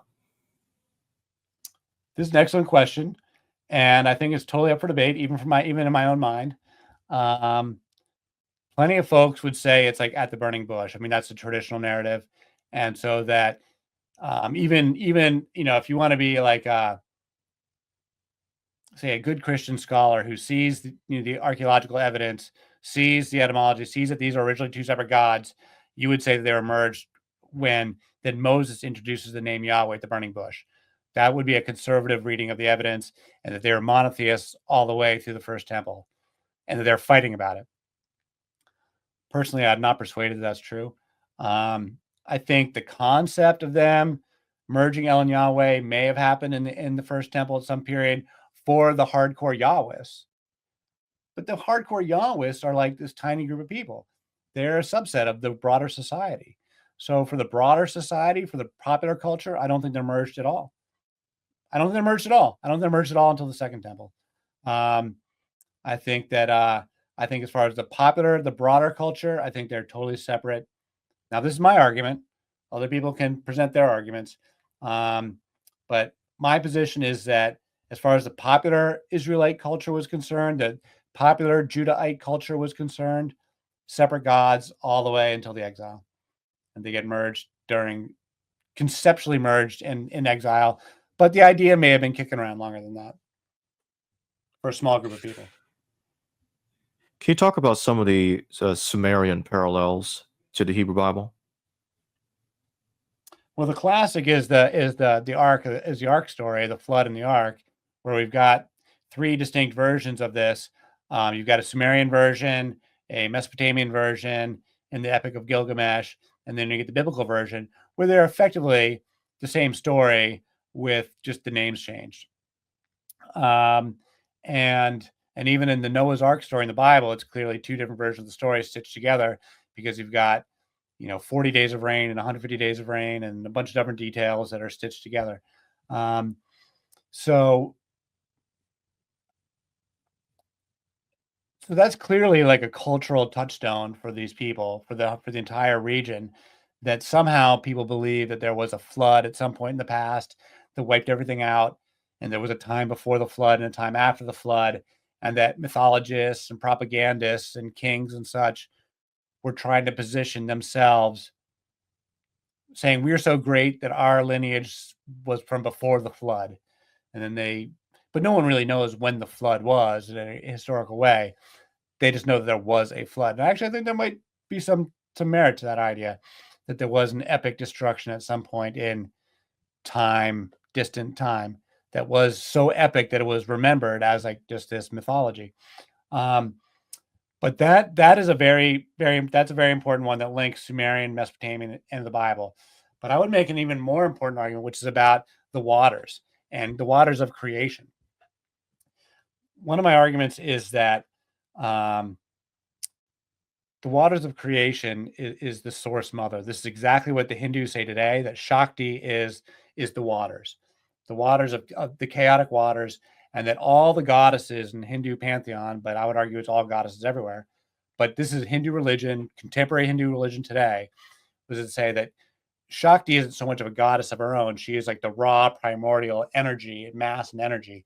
And so all the goddesses in Hinduism are all avatars of Shakti. And so you can take all the goddesses, they have fluid identities with one another because they're all sort of like sisters, and you can push them all back together into one super goddess called Shakti. So my argument is that this is actually a common idea. And so in the Mesopotamian cultures, they talked about the mother being the salt waters. And so in the oldest stories from Sumer, you get the mother goddess, the whole universe is born from this virgin mother who was all by herself. So she had to give birth to her own mates. And so she's the salt waters, and she gives birth. She's kind, and she gives birth. Her name is Namu, and she gives birth to An, Ki, and Enki.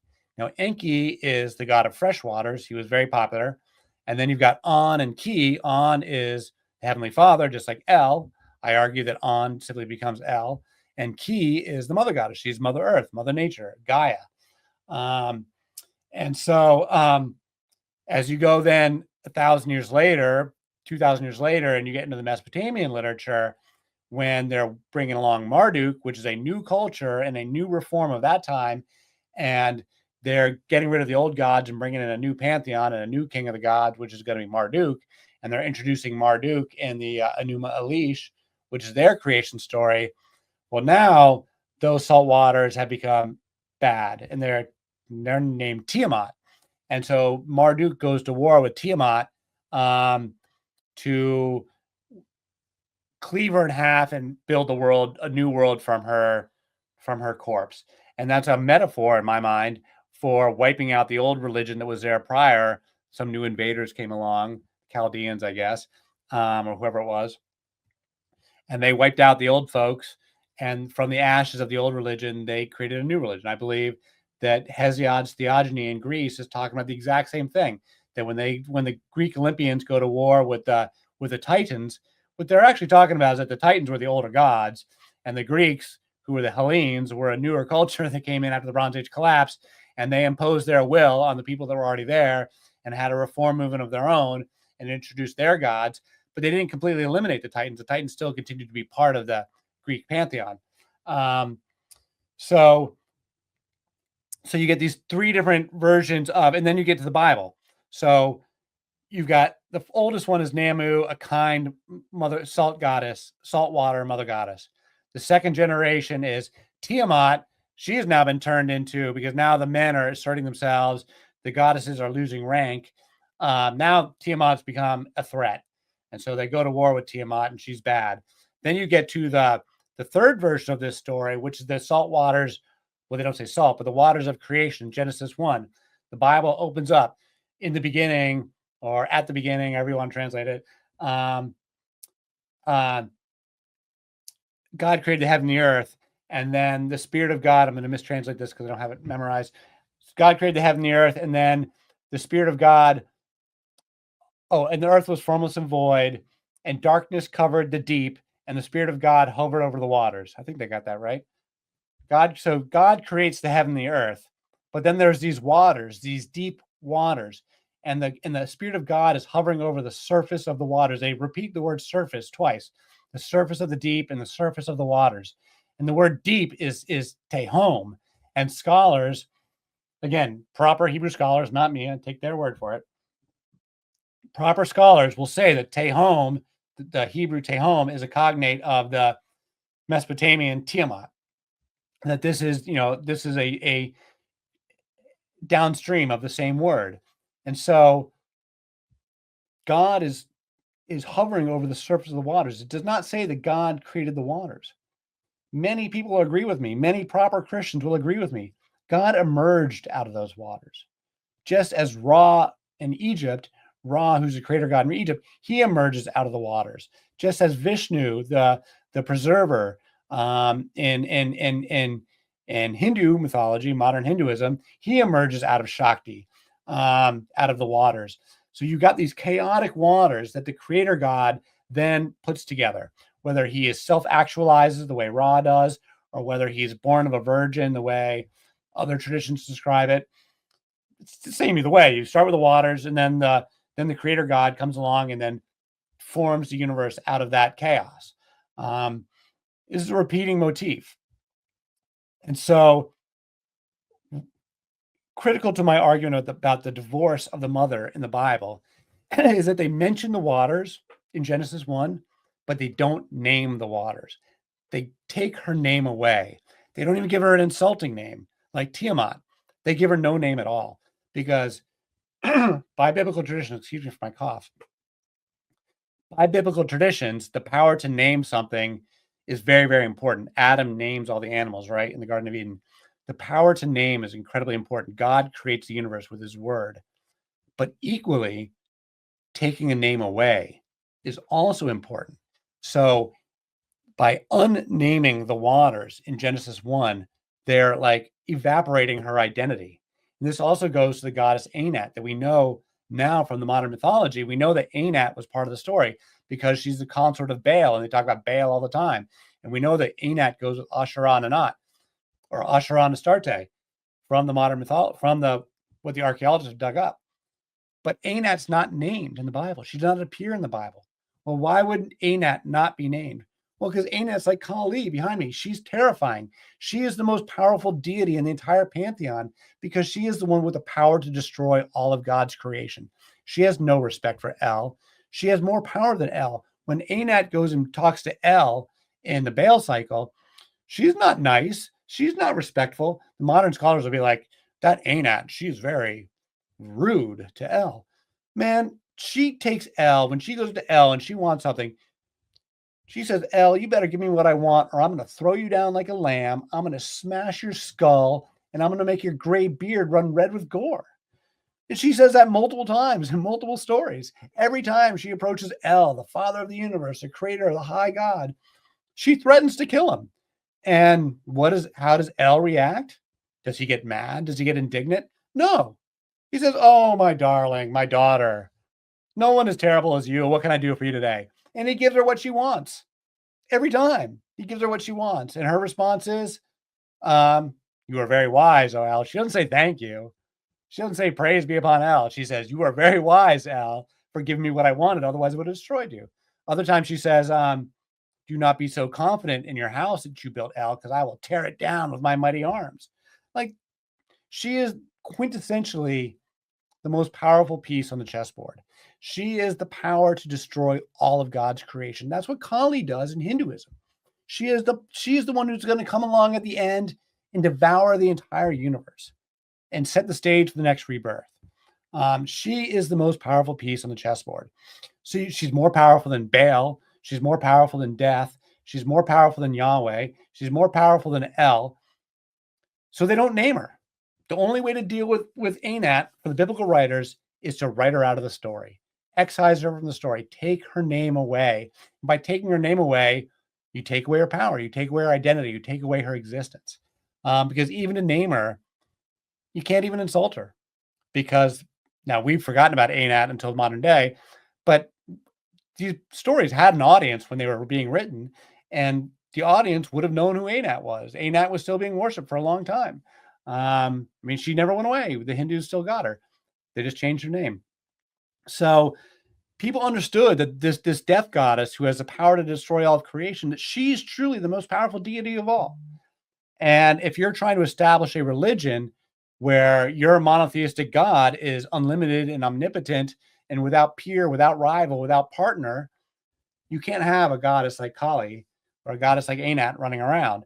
And so they don't name her. They take her name away. And so they take away the name of the waters in Genesis 1. They take away Anat. They insult Astarte. They insult Asherah. They denigrate them. They disrespect them. But Anat, they're fundamentally afraid of because Anat is terrifying and Anat is more powerful. And so, but that's a theological argument. And I would love to see an academic wrestle with that because that is fundamentally a theological argument. And I don't think it passes muster for academics to make that argument. I mean, I'd love to see academics wrestle with it. Personally, I think it's a very strong argument and I'm willing to defend it. Yeah, so the connection with the Mesopotamians is very clear. It's very clear that that this reform movement of the Yahwehs is reforming traditions that have been around for a long time, and that we can see being traced back to Mesopotamia. That the Canaanites originally came through Mesopotamia, then they got blended with the Egyptians. So there's a lot of Egyptian crosstalk and synchronization with Egypt. By the time we get to the Bible story, by the time we get to that period of history.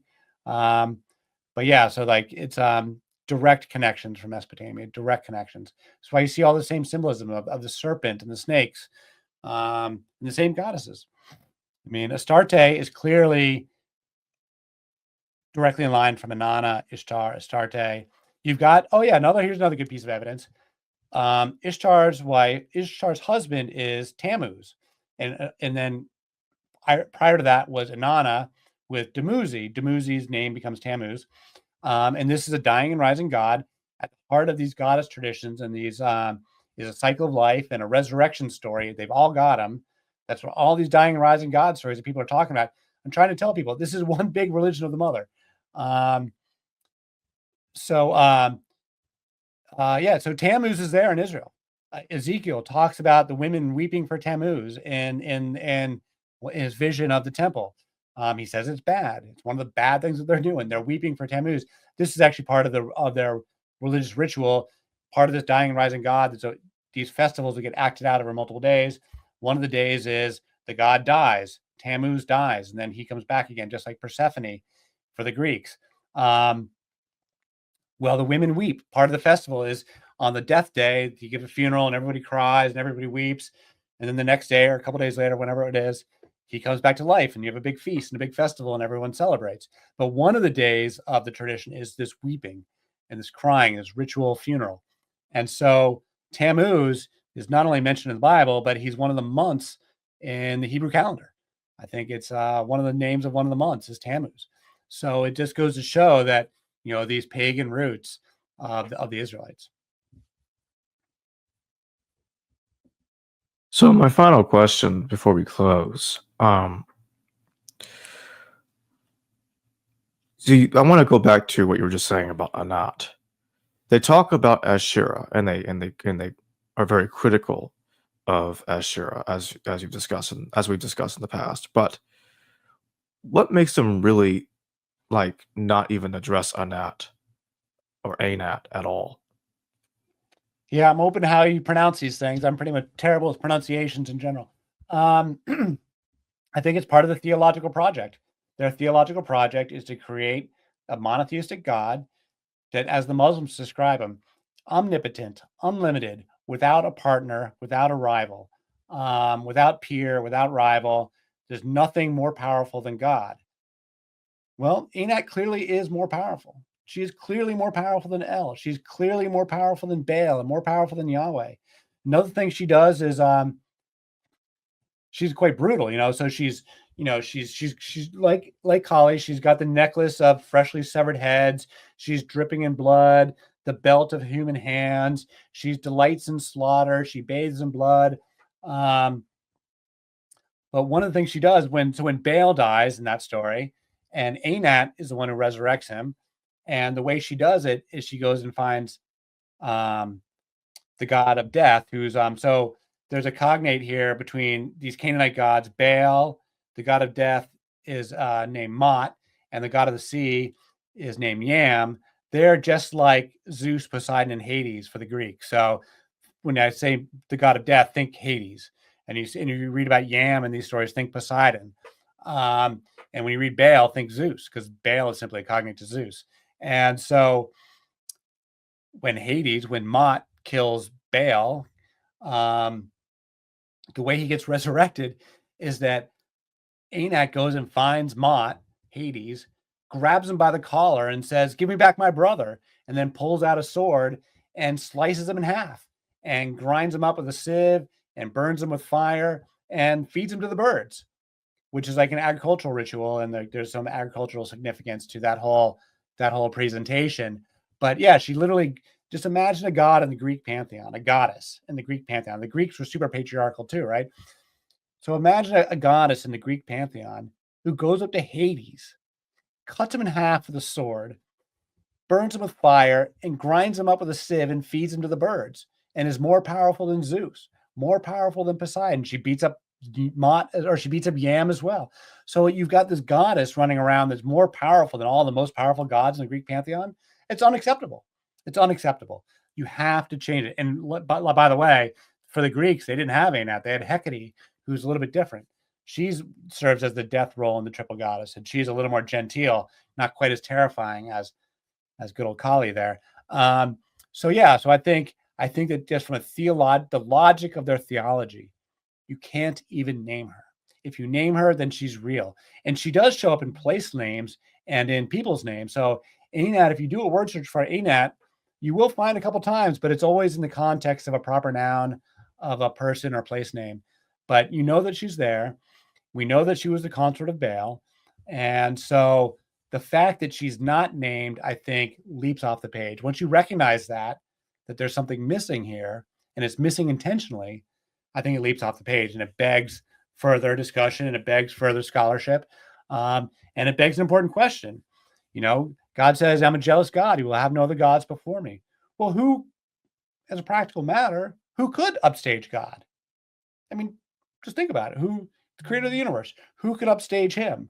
Well, these goddesses could upstage him, because the Venus goddess, in this case, Astarte, was the most beloved one of all. She's the most popular one.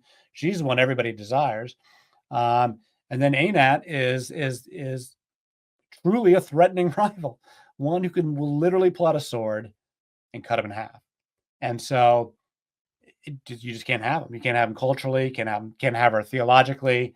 She just can't even be in the story. You can't even mention her to get rid of her. You just can't even mention her at all. And I think there's really, really depth to that theological argument that's really worth, you could do an entire thesis on that data point alone. Well, thank you for joining me today, Edward Dodge. Thank you, Jacob. It's always a pleasure. I always appreciate you having me here. You're one of the few people that'll listen to me, so thank you. Hello, viewers. Thanks for watching this video from the History Valley YouTube channel. Please don't forget to subscribe and hit the notification bell. And if any of you wish to further support this channel, please consider checking out this channel's Patreon page and becoming a patron, and/or donate through PayPal or through Super Chat during your live stream. Thank you.